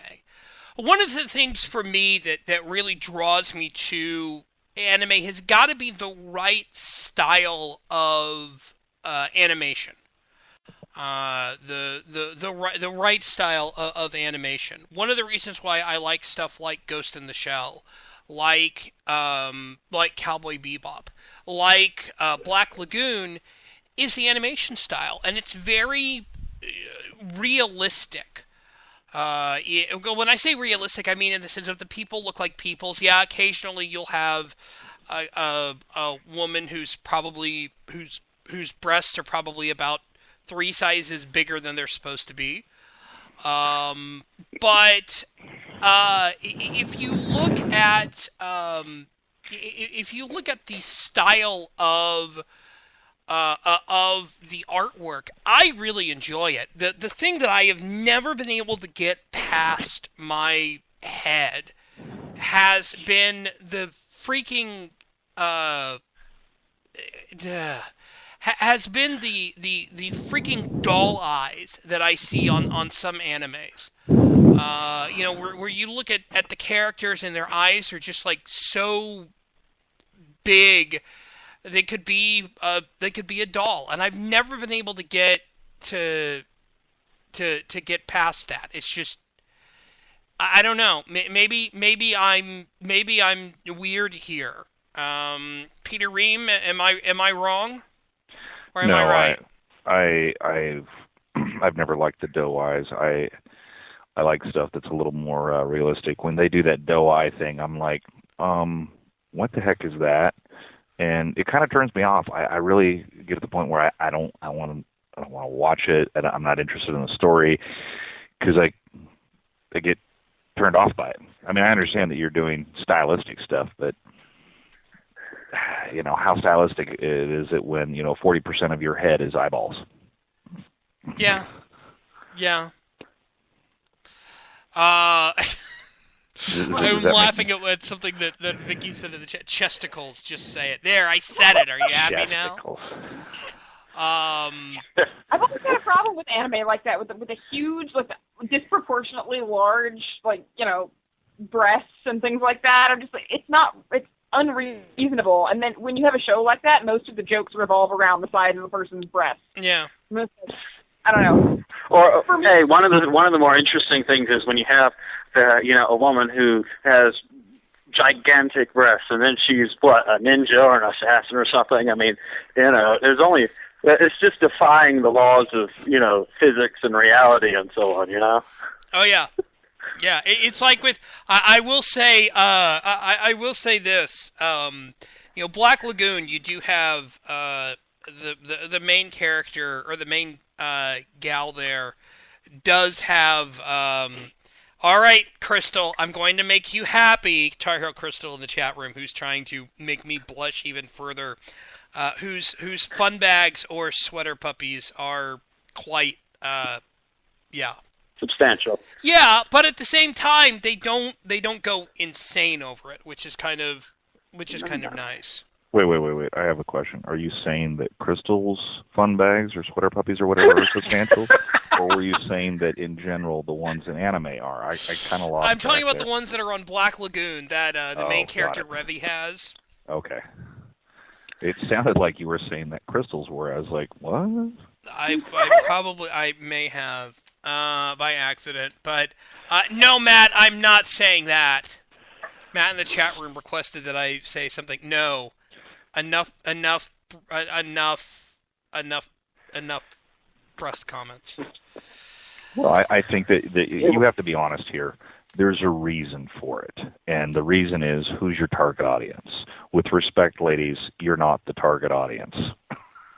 hey, Sex sells. I'm a lesbian, and I still don't like it. See, there you go. Maybe there's just something weird about me that I don't like it, but I don't know. I mean, Yeah, there is something weird about you. I mean, come on. It's unreal that you are. Hello. I'm never gonna meet a woman in real life with boobs that big, so why should I fantasize about one in anime? Like, that doesn't make sense to me. I don't know. And something, I think you're right. It is target audience. When you look at American comic book characters, I remember there was once they purposefully drew, talking about American comic book characters, the new I'm blanking on her name. The new Stargirl. Stargirl had was a teen and purposefully had smaller had more realistic size. size. Huh? I'm just saying more realistic size. Yeah, and then somebody actually drew them rather larger, and it was like, really? Why? Stop that. Well, it's not even just that. I mean, think about it. If you've ever seen, okay, it's stupid to ask if you've ever seen them, but you look at, like, say, Barbie dolls, for example, and it clearly she's not just designed to look like your average girl. It's not just when you're aiming at your target audience either. I think it's not just a whole issue of sex sells or like aiming at the target audience. It's because people also want to look at attractive things, and even though clearly once you start getting too big on that end, it starts getting really uncomfortable just to watch. Yeah, and NJ in the chat room pointed out Power Girl. That's become the joke, though. Power Girl's breasts have become the joke, and I think if somebody ever reduced them, people would actually get mad that they got reduced. I hate to say that. Of course, we've devolved into breast talk. Well, something you were talking about with the eyes earlier. You get a caricature like that. In any anime, you've got eyes that are going to be bigger than, not any, but most anime have eyes that are bigger than, your average human eye. But once you get past a certain point, it starts looking like these people have birth defects or something, it's like, what went wrong in this animator's mind or this artist's mind to create a character that, half the face is eyes, and the mouth is just kind of tiny, and the nose is tiny, and it's just kind of stuck between them, It just doesn't look right, and I don't understand how anyone could ever look at this design and say, yes, let's put this on TV. Yeah, I don't get it. That's one of the reasons why I'll say it, I never could get into Sailor Moon because of that. Well, now, Sailor Moon's eyes, I didn't think those were too bad. I've seen some, I can't remember any shows off the top of my head because I try to block them out, but yeah, I've seen some stuff that could make Sailor Moon's eyes look normal. I'm gonna post something in the chat that's eyes like you guys are talking about. I think from this show, I actually watched it. I managed to make.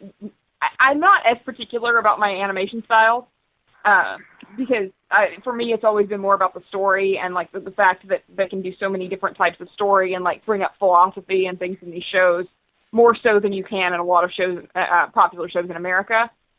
But yeah, it's definitely hard to get past some of that animation style. And this particular show that I posted a picture from called Air, and I got through it despite my distaste for how large the eyes were and just like the general art style because it had a really good story. But yeah, I can some of those shows. So that's not. There's a sister show to Air. There's a sister show to Air called Canon, Kanon, and there's two.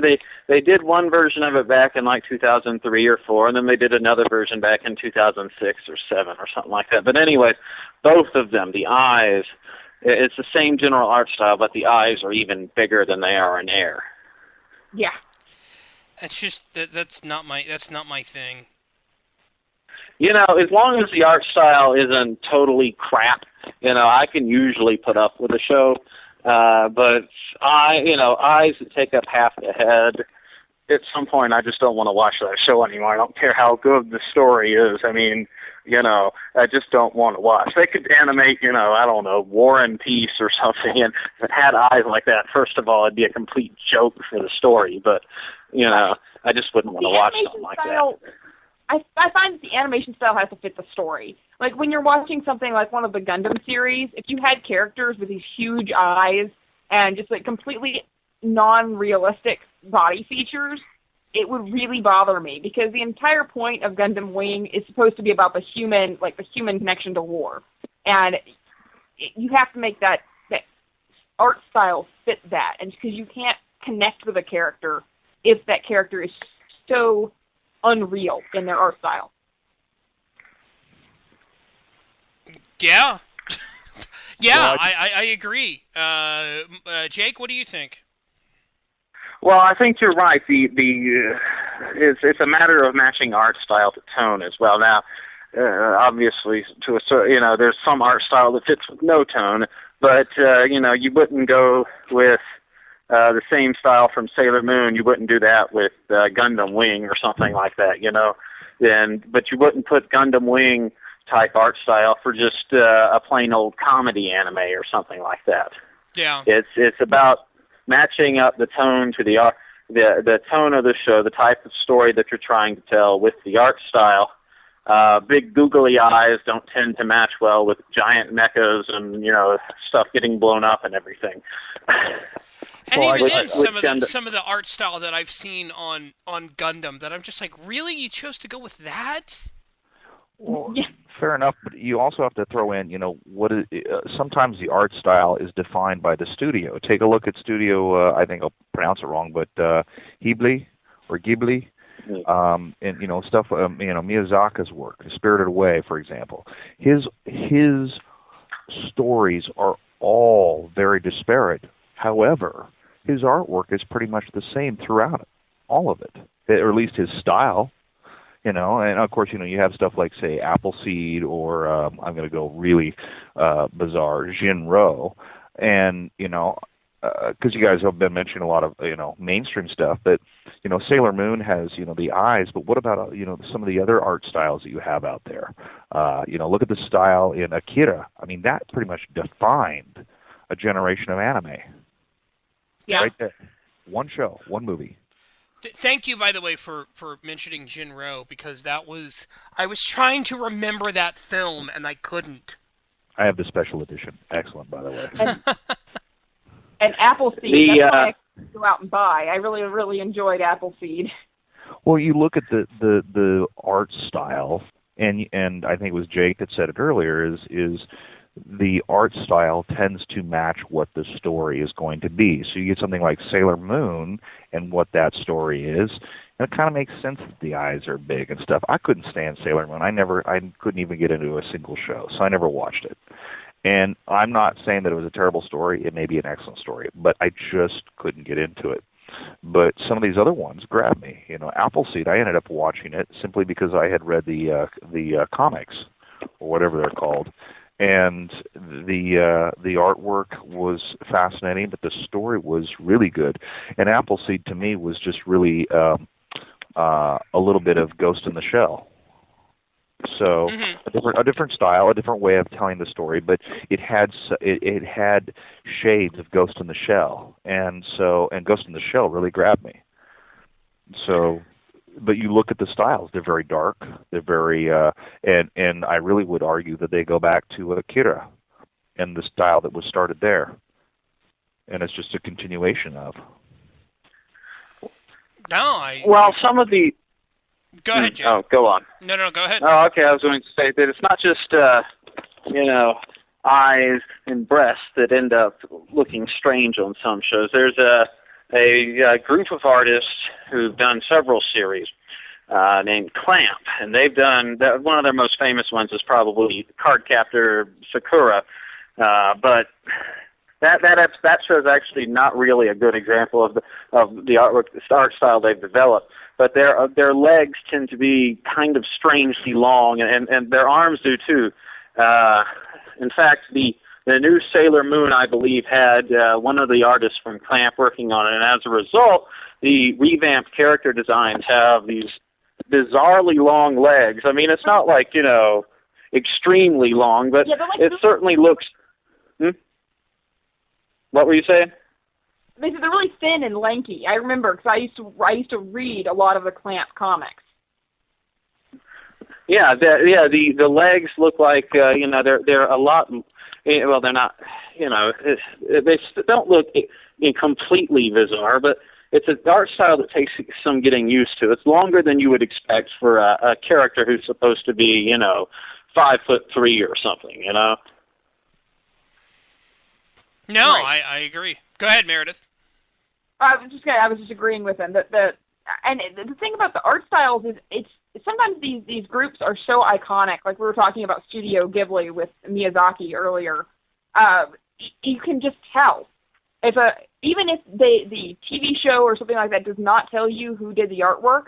If I see Miyazaki artwork, I know it's him immediately. It's just it becomes this iconic type of art which tells you what kind of story they're going to be making, and it kind of evokes an emotion in you almost.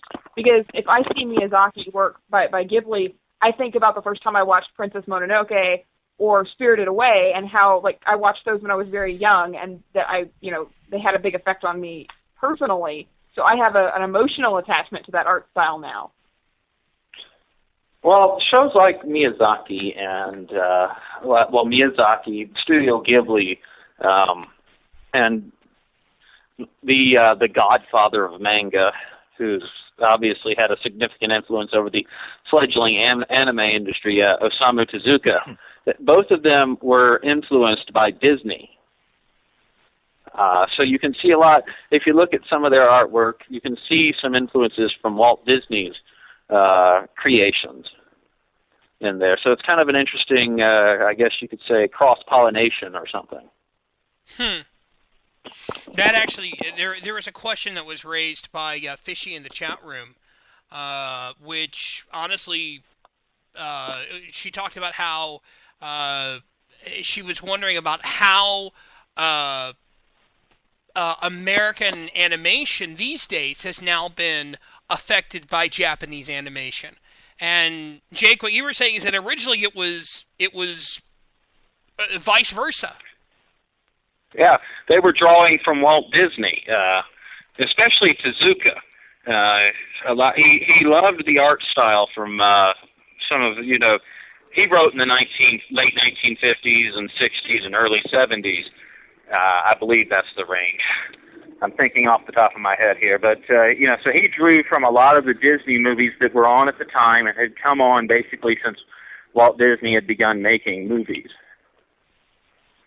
So, but you see, I mean, if you want to look at West, the way the West has been influenced by anime, I mean, look at a show like Teen Titans or Samurai Jack, or I didn't realize that Aeon Flux was actually made in Japan. I always thought it was an American show, but I think it's Korean.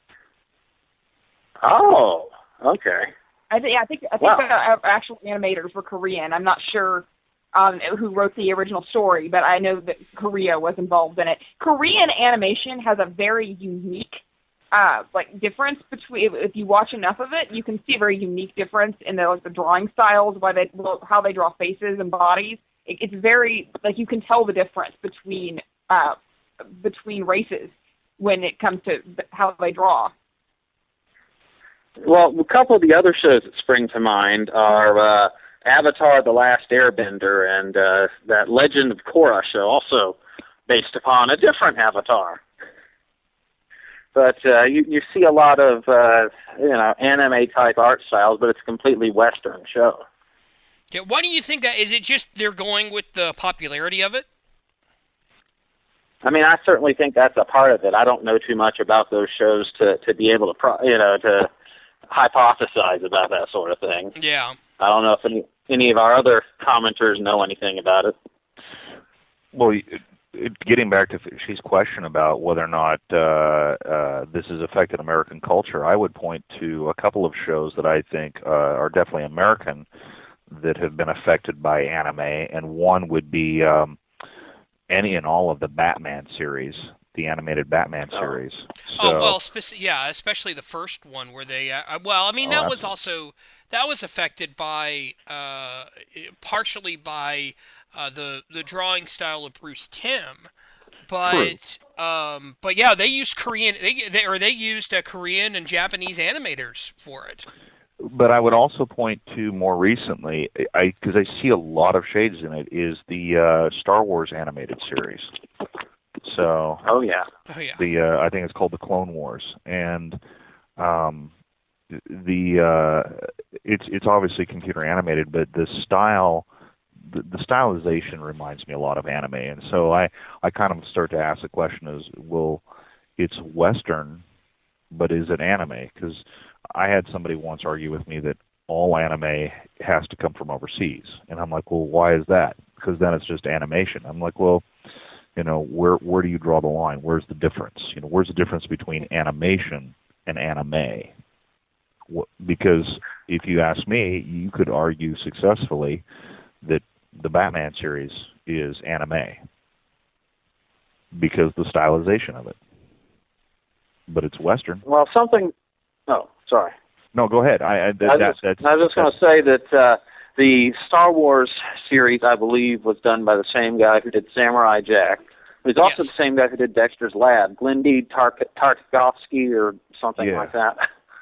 But it was done by the same person, so you can kind of see, where he might have been influenced. The same influences from Samurai Jack to go on to the Star Wars Clone Wars. The influences in the way the animation style happens. Right. And right. I was going to say also suggest Samurai Jack, but yeah, same thing. Is it anime or is it animation? Where do you draw the line? Well, I remember there being a lot of argument, very vitriolic argument, when I was still in the subculture about that, because it really came down to the point of you had to decide whether or not you were defining anime as being something cultural, or if it had to do with the culture or the storylines or something like that, or if it came down to an art style. Because if it's art style, I have right in front of me in my bookshelf, I have 5 different manga written by in that particular style by 2 different American artists, one Gina Biggs and one Svetlana Shmakova. She's actually Canadian. They're both done in the anime style. So is it anime that is a style of drawing, or is it that it's a Japanese cultural icon? And when you come down to it, when you start talking about the fact that anime took a lot of its drawing styles from American animation first, it sort of becomes, it's just sort of a weird combination of things. And I don't really think you can say that you have to have, your anime come from overseas. That's just some silly purist idea that otakus get, I think.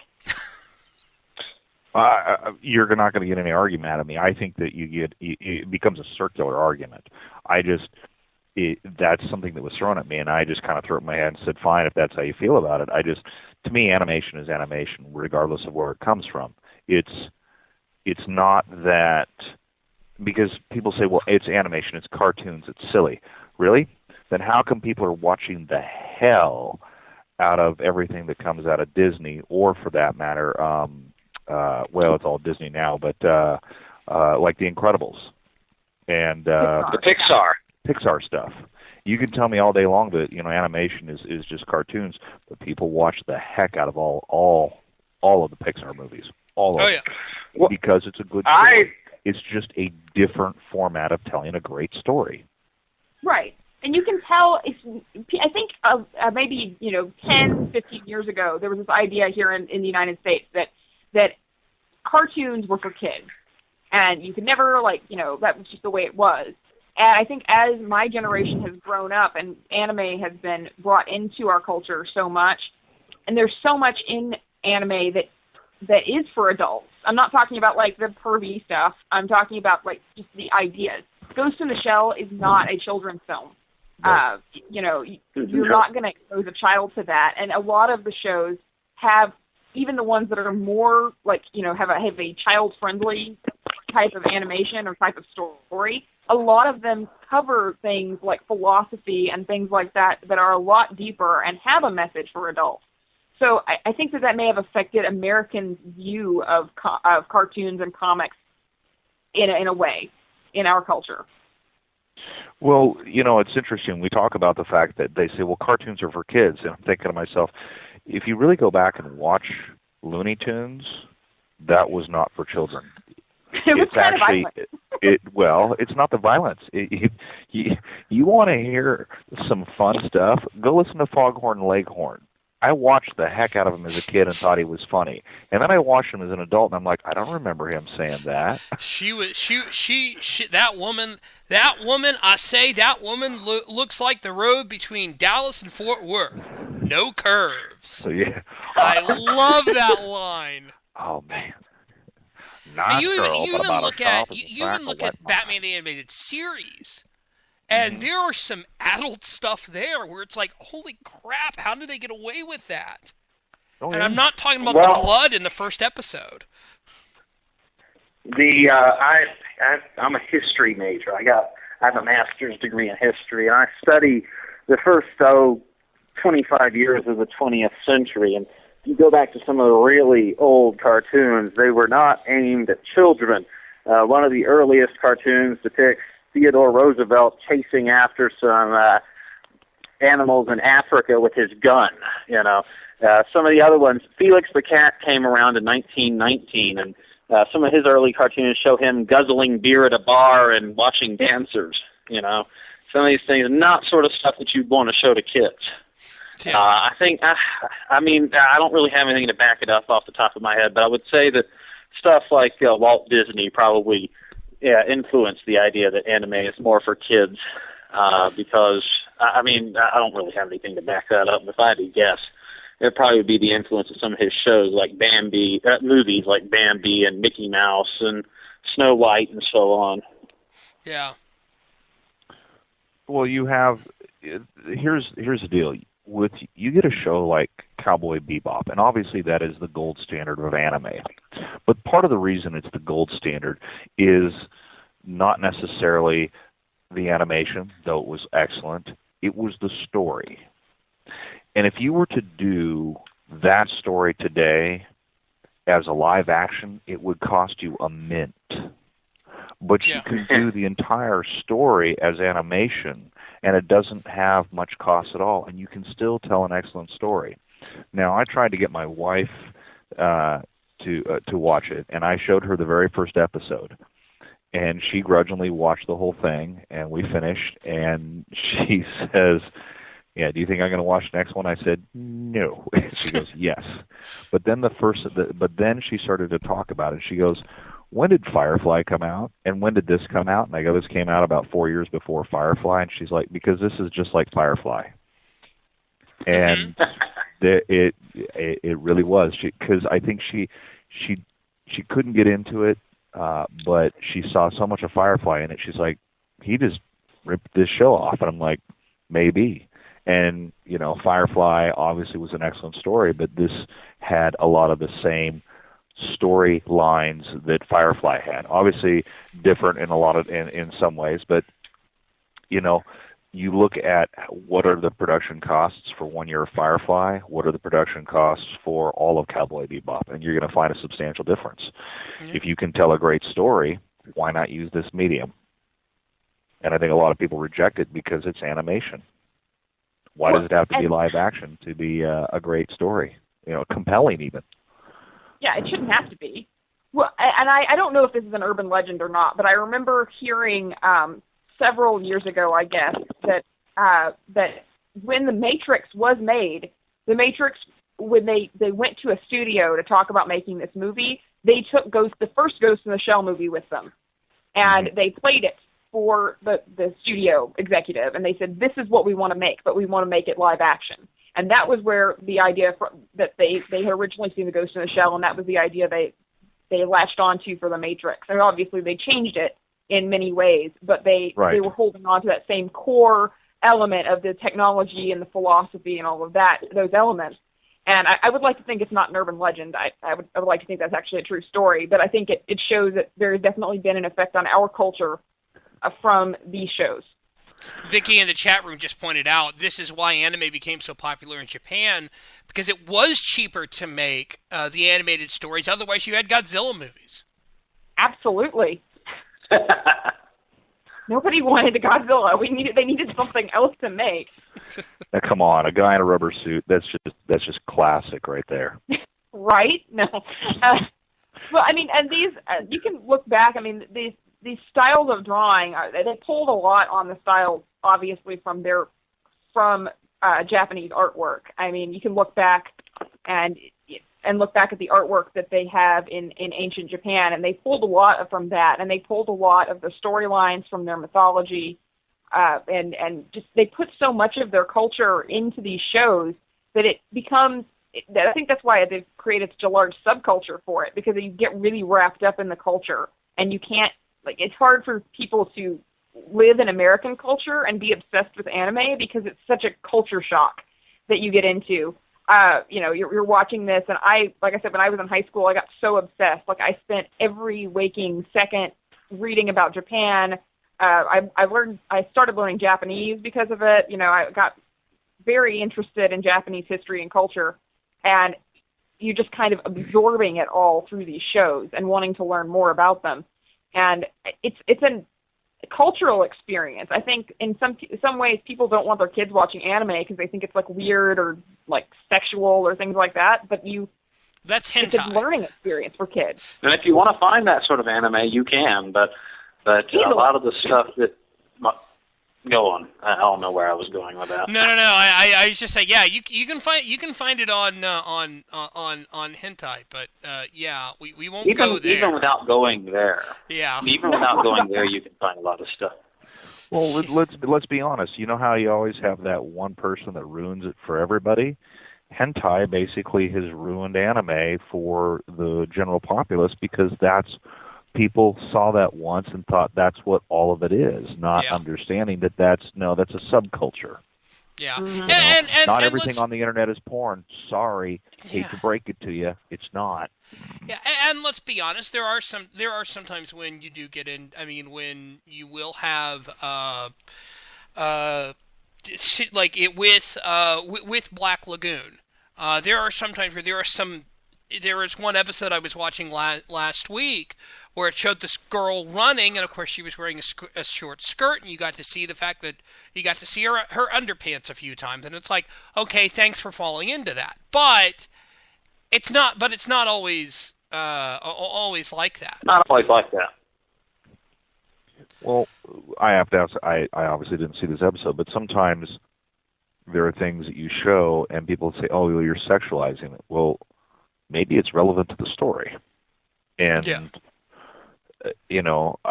do we show somebody that's, dressed appropriately, and then you start to go, well, why the heck is he raping her or whatever? And I'm not suggesting that you necessarily show that, but these are adult topics.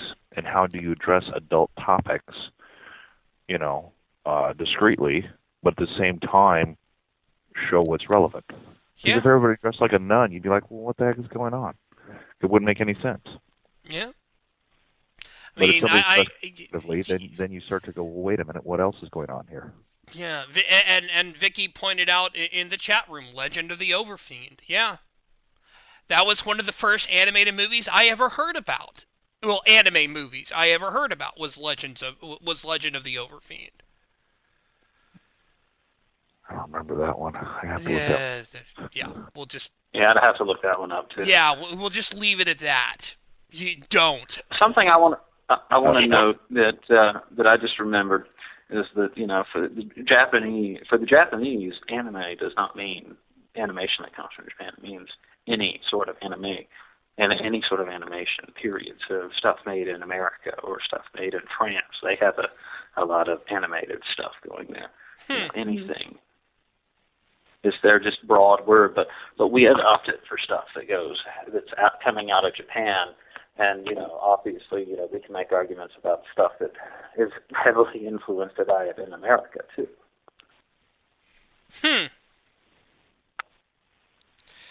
That shows something. That's something I hadn't considered.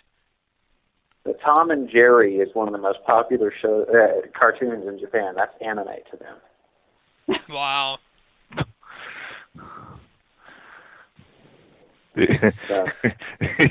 Yeah, over there they're like, no, these are cartoons. Hentai is a cartoon, but Tom and Jerry, that's anime. What? It's funny how that works out sometimes, right? It is. Yeah. Of course, since Tom and Jerry doesn't involve a lot of words, it translates very well to a lot of other cultures. Yeah, yes, it does. Love it. And the Russians love it, I believe. Various other European countries love it. Maybe we should try some Tom and Jerry diplomacy. Ooh, that's a good point. I hadn't considered that. Let me ask this, because we have not gotten it. Somebody asked a question in the chat room regarding Dragon Ball Z. Now, before we get to this, are we cool with a little bit of overtime? Everybody got time for some overtime? I'm good. I got time. All right. So, tell you what, this is what we're going to do. Meredith Ankret, where can we find you online? You can find me at elementarypolitics.com, and there's links to everything else I have on that site. All right. Jake? Just go to my Twitter site, which is at Jake_W, and you can find everything that you want to know about me from that site. All right. Peter?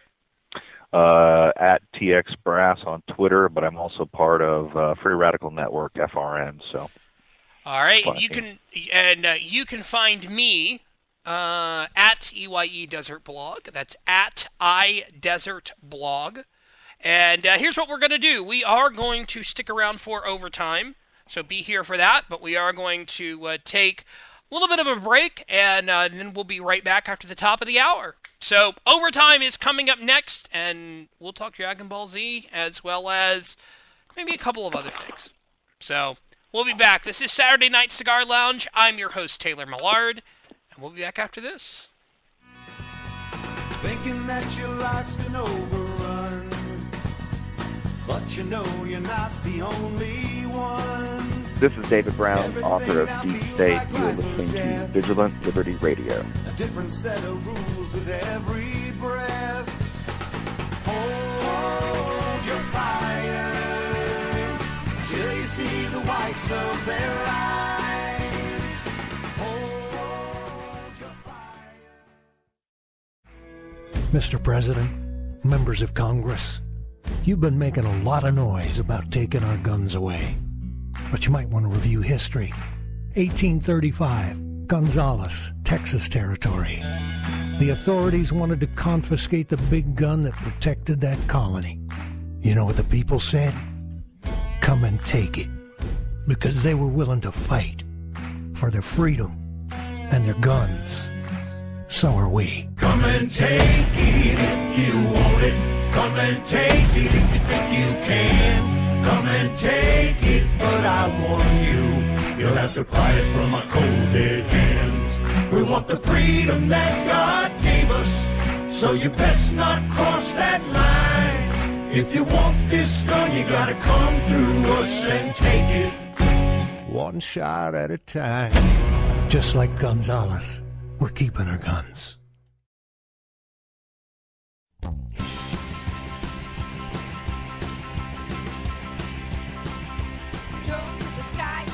Hi, this is Missy Bordius. Join me as I share my womanly bits on the Conservative Feminist Show, 11 p.m. on Fridays, here on Vigilant Liberty Radio.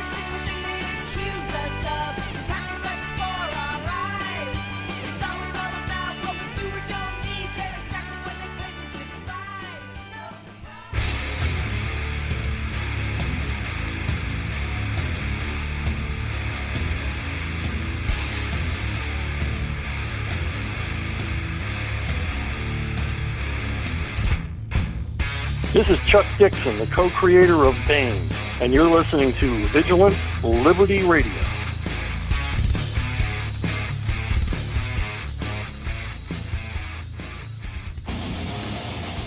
VLR.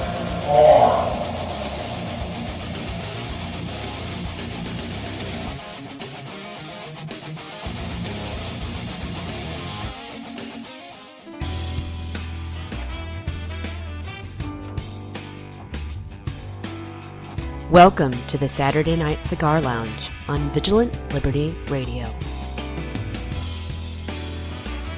Hour number 3, or overtime, whatever you want to call it, here on Vigilant Liberty Radio. I am your host, Taylor Millard, here on Saturday Night Cigar Lounge on Vigilant Liberty Radio. Jake Walker, Peter Ream, Meredith Ancret are all with me. We are discussing anime. Fun little discussion, beats talking politics all the time. Something fun to do. So, let's talk, and this was something that somebody brought up, that actually it was NJ Libertarian who brought up in the chat room, wondering, why hasn't anyone mentioned Dragon Ball Z? Well, I'll say why I haven't mentioned Dragon Ball Z. I never could get into the show. Ever. Neither could I. It was just... I watched it, but it was mostly just because it was on when I came home after school, you know. It was not because I particularly cared for the show, especially after I discovered it just kept going on and on and on and on. A single fight could take half a season, I swear to God. But the final fight between Goku and Frieza, like 5 minutes before the planet blows up, and there's 5 episodes. Yeah. I couldn't get into it. Peter? Sadly, I watched it around the same time that I was watching The Rock on WWF, and I wanted him to jump in the ring and go Kamehameha.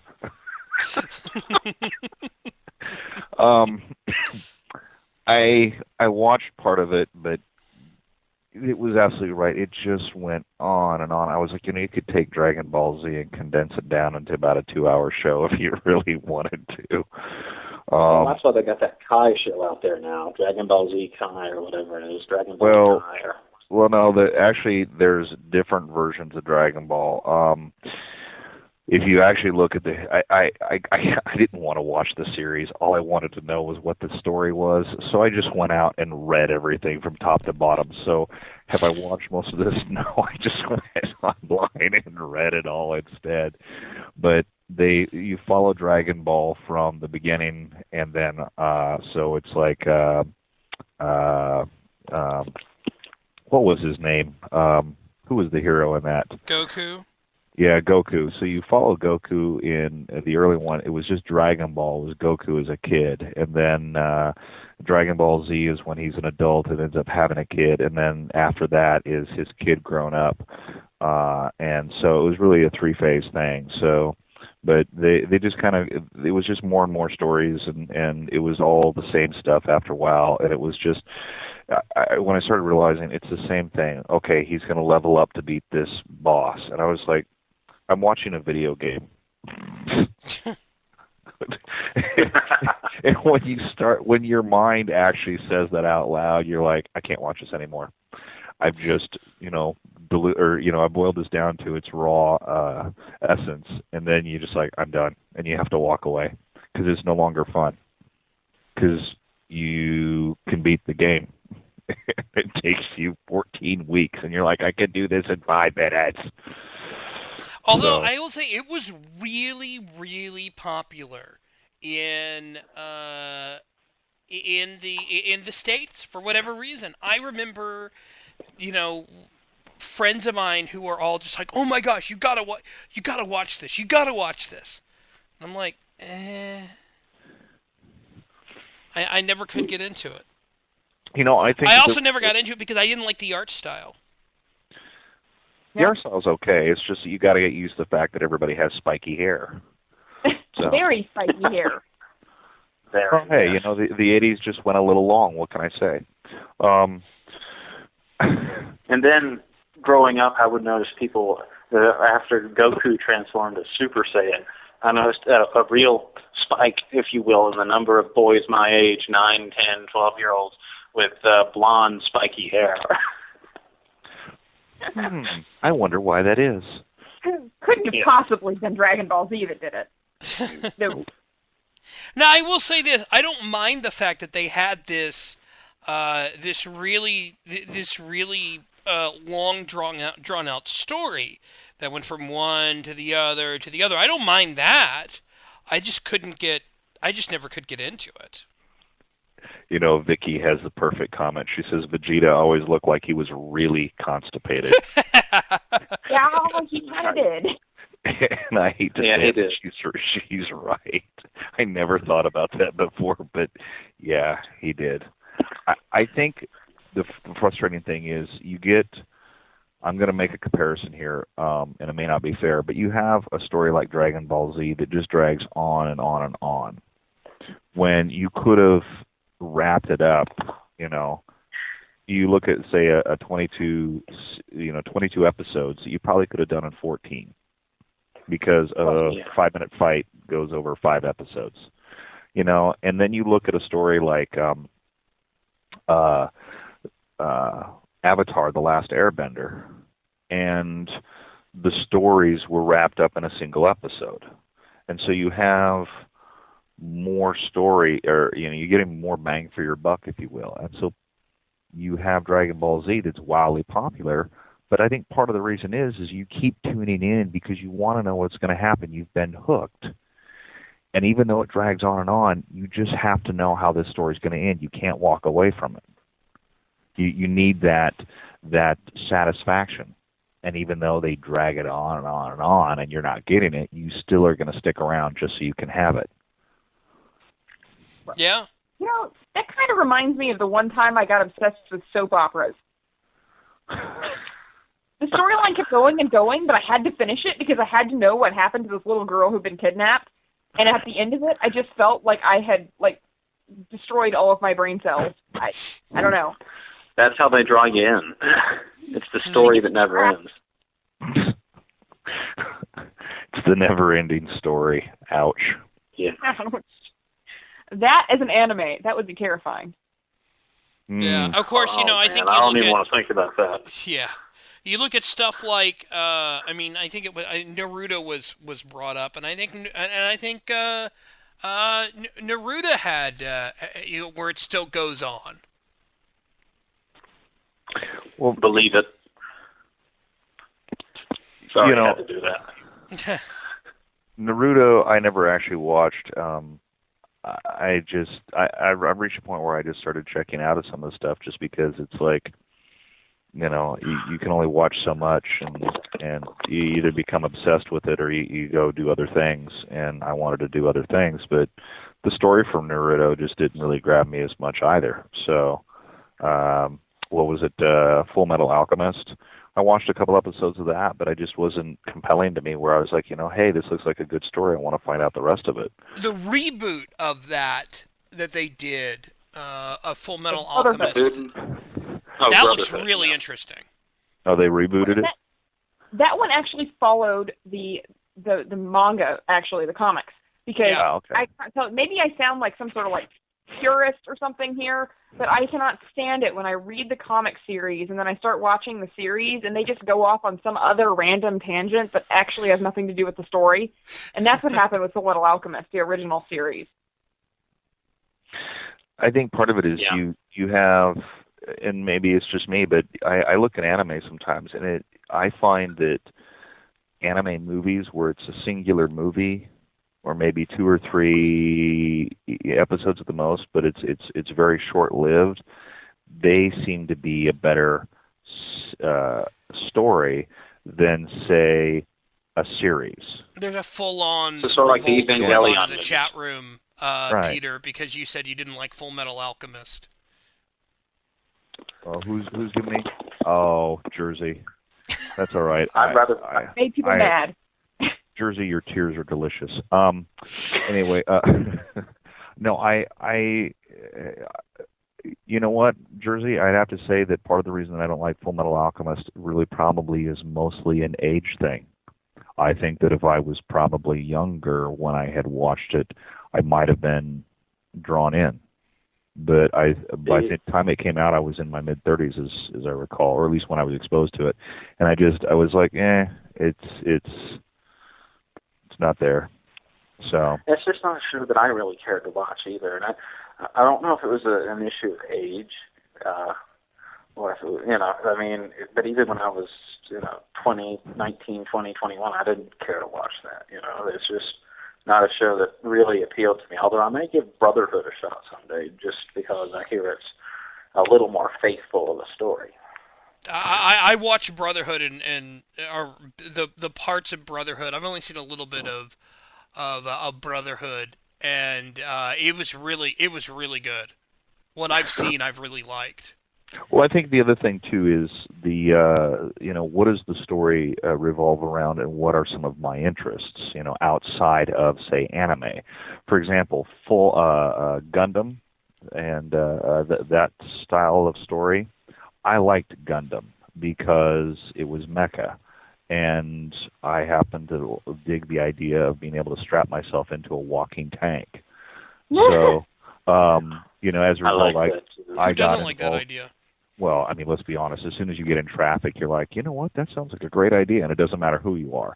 I remember when they made that Megas XLR show, and they had a whole episode where he was imagining smashing the DMV with the mecha, and I was like, yes, that everyone has had that feeling before. I like that show. It did not run for long enough. No, I loved Gundam Wing, but for the Gundam series for a completely different reason. I don't know. I guess it's a boy thing. I don't know. Strapping yourself into a tank. Okay. Here's the thing. I got into the BattleTech series, and I think I own like all of their fiction books. But the MechWarrior, BattleTech, that style of stuff. So Gundam was a natural following for me. It's like, oh well, this is it's a different story, different universe, but it's the same style of thing. And it wasn't just a bunch of fights. There was a story behind it. There was a humanity, and that was the sort of thing that I liked. And that's one of the reasons why I kind of fell into it, and I really enjoyed it. And somebody told me about Akira, said I needed to go watch it, saw it in the theaters, loved it, and then I found out about Cowboy Bebop, and the first one that I ever saw was actually the first episode, and I was instantly drawn in. I was like, I've got to watch this, and so I watched the hell out of it. I think it was on late night on Cartoon Network. Yep. And so I watched it religiously, and then I think I missed like a couple of episodes or something, and so I made a point of trying to find the series so that I could own it and watch all of it. And it was just a compelling story. And it didn't have anything to do with mecha, but it was set in the future, and you had sort of that thing. But, it was a good story, and it didn't use it's sort of like, you have a movie where the special effects are the story, as opposed to a movie where the special effects just add to the story. And that's what I felt like that the science did in some of these anime is that it just simply added to the story. It was just a piece there, but you weren't distracted by it. You just accepted it, and it was compelling.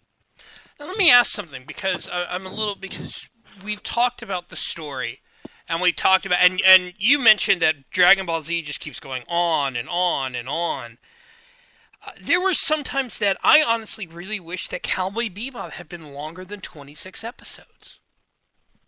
Some shows I would like that, yeah. I think it greatly depends on the show and what the amount of story. Dragon Ball Z just felt very light on story to me most of the time. Cowboy Bebop actually had character development.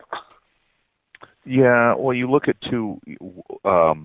if you look at Dragon Ball Z and what the story is, you can boil it down to 3 or 4 episodes.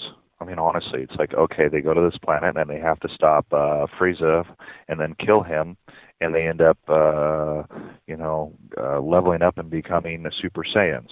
Well, that takes place over the course of 26 episodes. You look at Cowboy Bebop, and they'll travel to different planets in the course of 1 episode. Or you see them, like I just happen to put it in, and they'll land at a planet, and they explore whatever they're doing, try to get to whoever it is that they're chasing, and then the story's over, and they go on to someplace else. So you're getting something new every single time, whereas, Dragon Ball Z, they're in the same place, it's the same stuff, and really the backgrounds, if you really watch it carefully, they got like 5 or 6 or maybe 10 backgrounds that they're just cycling through. Yeah. I know. And so you've never left, and no wonder you're bored. You've been in the same place for 26 episodes. You do 26 episodes of Cowboy Bebop, and you've been to 26, 28, 30 different places. Yeah, well, and then you've also had random episodes with like mutated lobsters attacking people, because that was by far one of the funniest episodes of any anime ever. Go ahead, Jake.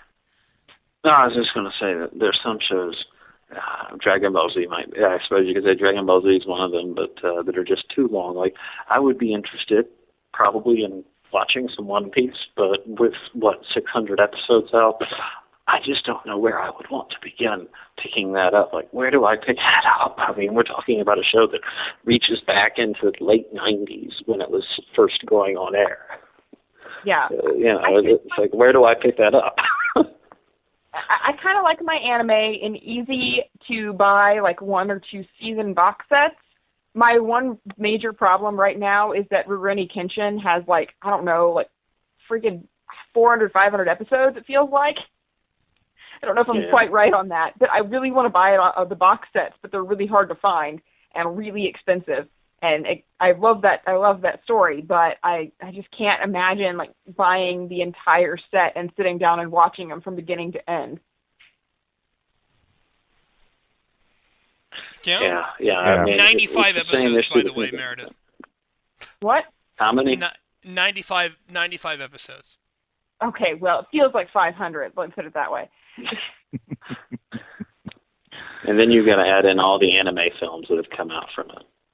Yeah, exactly. It's a huge thing, and it's like even just sitting down and watching 95 episodes, that's hard to do. I just have to say.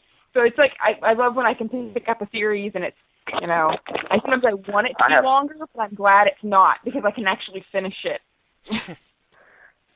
Watch a 95 episode series. Heck, I have enough trouble keeping up with a 12 episode series and getting through that. Right.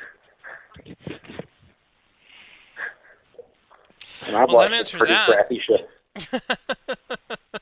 That answers that.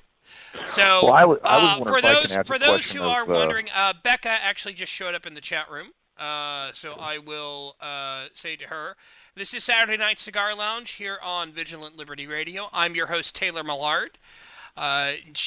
Peter Ream, otherwise known as TX Brass, is on. Meredith Ancret is on as well. And Jake Walker from Red State is on as well, too. Really appreciate y'all being part of this roundtable discussing anime. Jake, I rudely interrupted you, so go right ahead.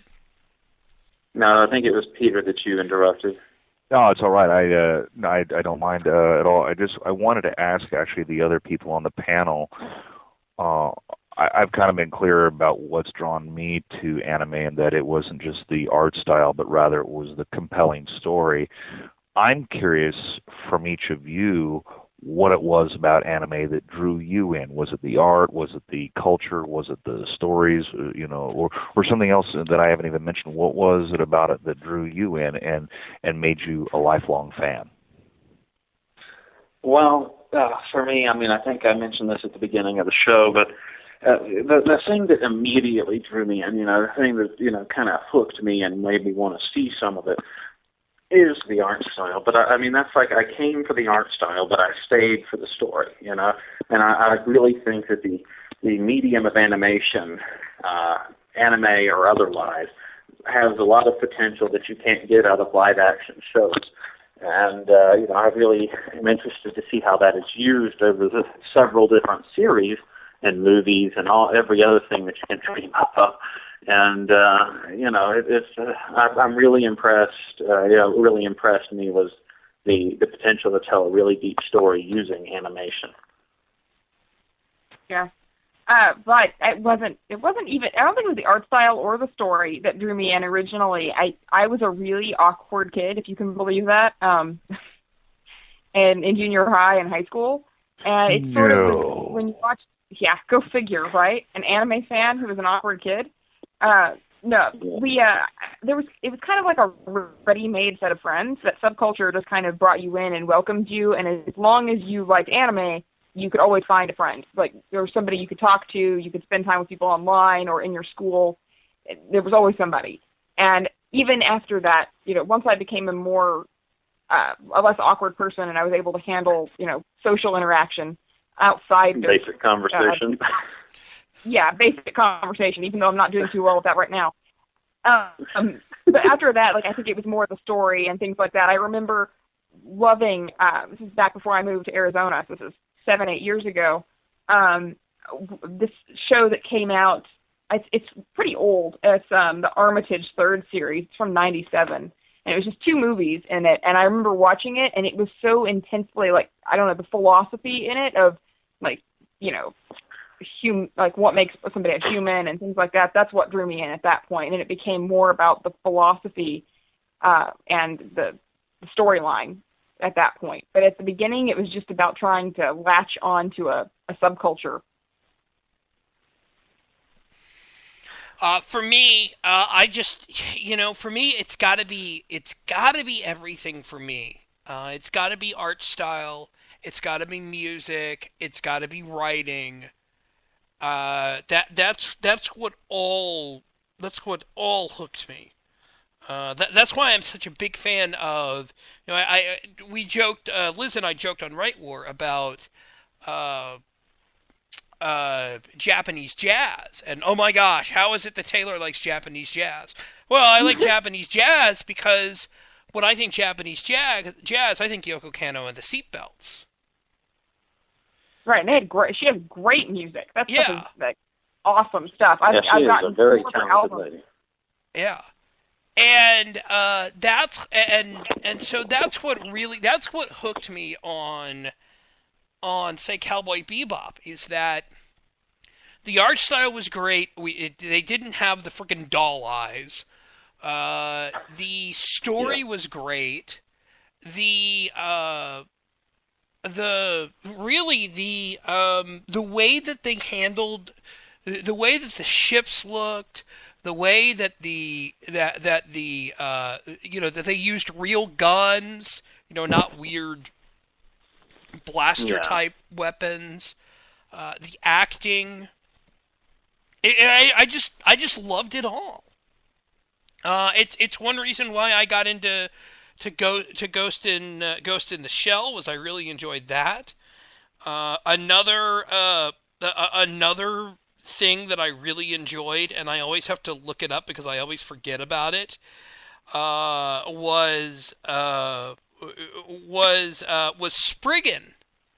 Had such a fantastic story to it. The movie Spriggan had a really good story to it, and was really different than a lot of stuff out there, and was stuff that people couldn't do, that you couldn't do a live action show of. Yeah. I'm sorry, I don't know where I was going. Yeah, someone else. It was just so, of course, what I thought was really funny was my dad then watched Spriggan 2 and was like, "That's actually really interesting," which is always fun. All right, I will ask this because I admit, depending on the show, sometimes I will watch them in Japanese with subtitles. Anyone else do that, or do y'all prefer the dubs? Well, I watch a lot of anime. Oh, sorry. No, go ahead. Well, I watch a lot of anime as it comes out, so I end up watching a lot of the Japanese subs, just because of that. But if I'm picking up a DVD, if it's just a sub-only DVD, that's not a deal breaker, because sometimes I just want to have the show. But I like it when they put a dub on there, so I can have the chance to experience the show in English. But at the same time, it's got to be a well-done dub in order for me to watch it for, more than just like an episode. I'm not a sub-only person, And I'm not a dub only person. I think that in order to get an anime, the full anime experience, you have to at least be able to appreciate anime in the original language. Go ahead, Meredith. Yeah. I'd say that it really depends on the show. I mean, I absolutely refuse. I will never, ever watch Outlaw Star in the English dub because Melfina, one of the main characters, sounds like a sweet blonde Barbie girl, a Valley girl, and it's terrible. I don't know who cast her or who the voice actress is, but she's awful. So I won't watch it. It's not that I have a problem with dubs. It's just when they cast them poorly, I can't deal with it. Which show? Outlaw Star. Outlaw Star. Yeah, it had a terrible dub, and so I'll only watch that one in subtitling, which was really sad for me because I used to play it on Cartoon Network, and I used to want to watch it on there, but no. I love terrible dubs because I feel like I'm watching an old kung fu movie. You should look up Darzy's Wing. Darzy's Wing. It sounds like the guys just were half asleep recording it, or like had just picked the script up like 5 minutes before the show was like due to air. It's one of those shows that's so bad it's good. What I always love about subtitles is that I could keep up with the show as it was going on in Japan, because all these like subtitling groups would have the show out like 24 hours after it aired in Japan, and so you didn't have to wait for the show to hit America. You could just watch it anyway. Yeah, I used to do those the fan subtype groups, but lately I've been watching it off Crunchyroll, which does basically the same thing. That tries to get it, within 24 hours or so of the airing in Japan. It's that's why I'll end up watching a lot of subs. It's because they've tried to do the whole dub thing with Space Dandy. But it remains to be seen how successful that would be in the long run in terms of inspiring future partnerships. But that's one reason why I end up watching a lot of subs, because that's I watch anime. The currently airing anime is just not realistic, at least up until recently, apparently, to dub it and then air it in America in a timely manner like that. I got to be honest with you. I actually loved the dubs on Outlaw Star because of Clan, Isha Clan. I was laughing at her all the time. Yeah. So whoever they picked to do the voice, I couldn't stop laughing. It was so hilarious. I didn't care. I admit she was pretty funny. It was just the other ones that I couldn't stand. They just grated on my ears like fingernails on a chalkboard the whole time. The only one that bothered me was Melfina, because she always sounded like a girl that was about to cry, and I was like, oh, let it go. She was a tiny bit tough. I looked up the cast list for Outlaw Star, and it turns out that nothing that really strikes me as terribly memorable from Melfina's dub voice, but apparently the voice actress for Aisha Clan is now a member of the New South Wales Legislative Assembly. Really? Wow. I would not expect that. Yes. Lenore Zan is her name. So, wow. So, you learn something every day. Aisha Clan. Oh, man. I would give anything to watch their version of not CNN, but I would watch that. C-SPAN. C-SPAN, thank you. That would just be hilarious to listen to her pontificate in the voice of Aisha Clan. Oh, terrible. Yeah, I could see that. Yeah, that's funny. I'm just going to stick with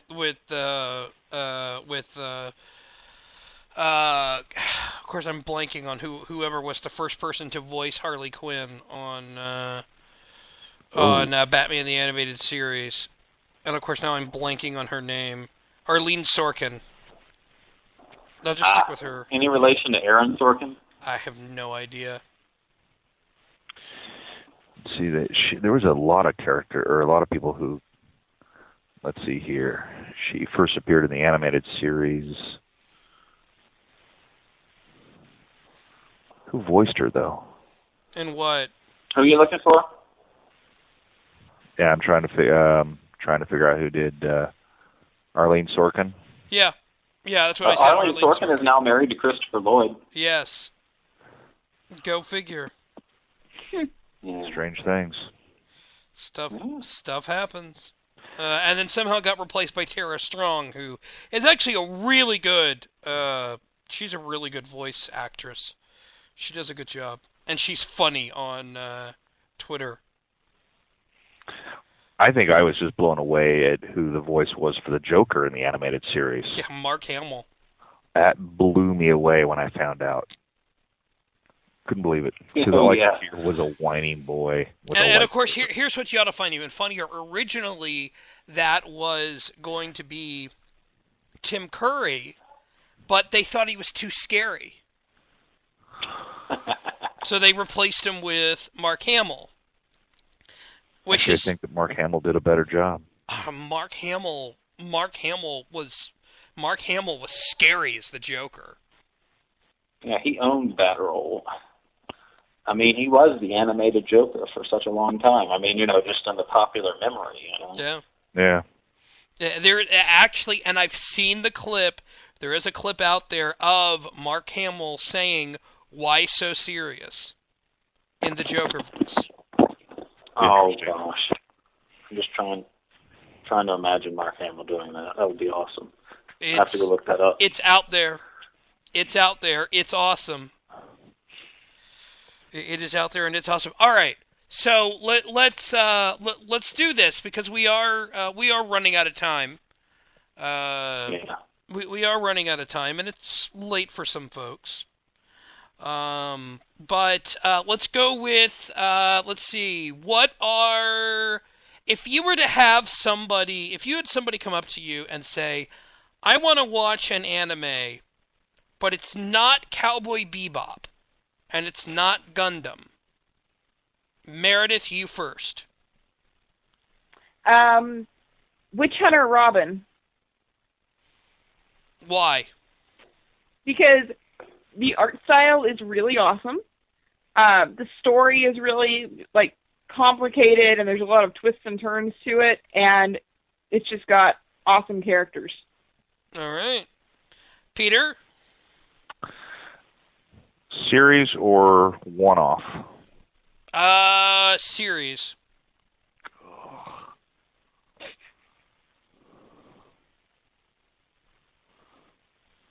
Ah, man. I don't know. I didn't watch that many series, to be honest with you. All right, one-off then. One-off. Oh, easy. Akira. All right. Jake? Well, I had to pick one. I would probably pick a show that came out in a few years back called Steins Gate, which is a great mix of science fiction with actual science. It's about a group of friends who discover how to send text messages back into the past, and then start dealing with the consequences that can arise from that, causality and so on. And then the tagline for the show was, "Would you go back in time to save the person you love?" And so it's all about switching timelines, trying to get the right result. And it manages to mix strong characters with a great story very well over the course of 26 episodes. All right. I would choose, depending on the person, I would obviously say Ghost in the Shell. I would probably say, Black Lagoon, because I'm really enjoying that. You want to be careful how you show that to people. Yeah. It depends on the person. It really does depend on the person. I'm a big fan of and actually, Jake, you make an excellent point. I will recommend the Dresden Files to people. the Jim Butcher series, The Dresden Files, and then I have to go, oh wait, how do you feel about sex? And if they're like, oh, it doesn't bug me, then I'm like, all right, read Dresden. If they're like, well, that kind of bugs me, it's like, okay, don't read Dresden. But that's beside the point. Somebody in the chat room, Jay Brain in the chat room said no love for Totoro. Okay. Help me out here. What is this? My Neighbor Totoro? Yeah, it's another Studio Ghibli film. Oh, okay. Yeah, I would. Vicky is right, especially if it was like somebody with kids. I would definitely say Studio Ghibli films, like any of them, basically. All right. So, with that being said, Meredith, since you were the last person to talk, again, I will ask you, we can find you at Elementary Politics, correct? Yep, elementarypolitics.com. All right. Peter Ream? TX Brass, at TX Brass on Twitter. Or you can find me on FRN for Radical Network on Facebook. So. All right. And Jake? Yes, the easiest place to find me would be my Twitter, just at Jake_W. And you can find link to my Red State page and just about anything else to do with me there. Yeah, just my Twitter page. All right. Well, guys, thank you so much for being here for Saturday Night Cigar Lounge here on Vigilant Liberty Radio. Very happy that y'all stuck around for overtime and our discussion about anime. Very happy for everyone, and thank you all who are in the chat. If you want to weigh in on the anime discussion, on which ones that you would recommend, feel free to. You can tweet me at EYE Desert Blog. That's at EYE Desert Blog. And we will go from there. Jake, I do want to ask this because I'm kind of curious. What's your Twitter avatar? Explain the animation there. That is one of the main characters from that show I told you about at the beginning of this show, Kyoso Giga. That's one of the probably the main male character. He is a Shinto priest and the biological son of the parents that the girl is trying to find. All right.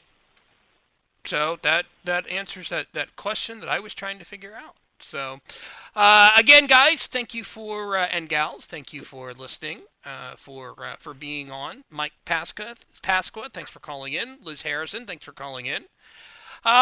We will be back next week for Saturday Night Cigar Lounge. Don't forget, on Monday, it's Their Finest Hour with Alan Bordius. Tuesday, the Roundtable of Extreme Liberty with Alan Bordius, as well as Crystal Schoonveld. Wednesday, Modern Comments Radio with Amy, followed by the simulcast of The Right War on FTR Radio. And then Thursday, America Our Way with Dustin Hoyt. You really do want to catch that. That's a really good show. And then the simulcast of Right War on FTR Radio. Friday, the Conservative Feminist Show. And with Liz, with Missy, and with Mariah. And then Saturday, back here, Saturday Night Cigar Lounge. So don't forget all that, and we'll be back here next week. Thanks, everyone. This is Taylor Millard, signing off.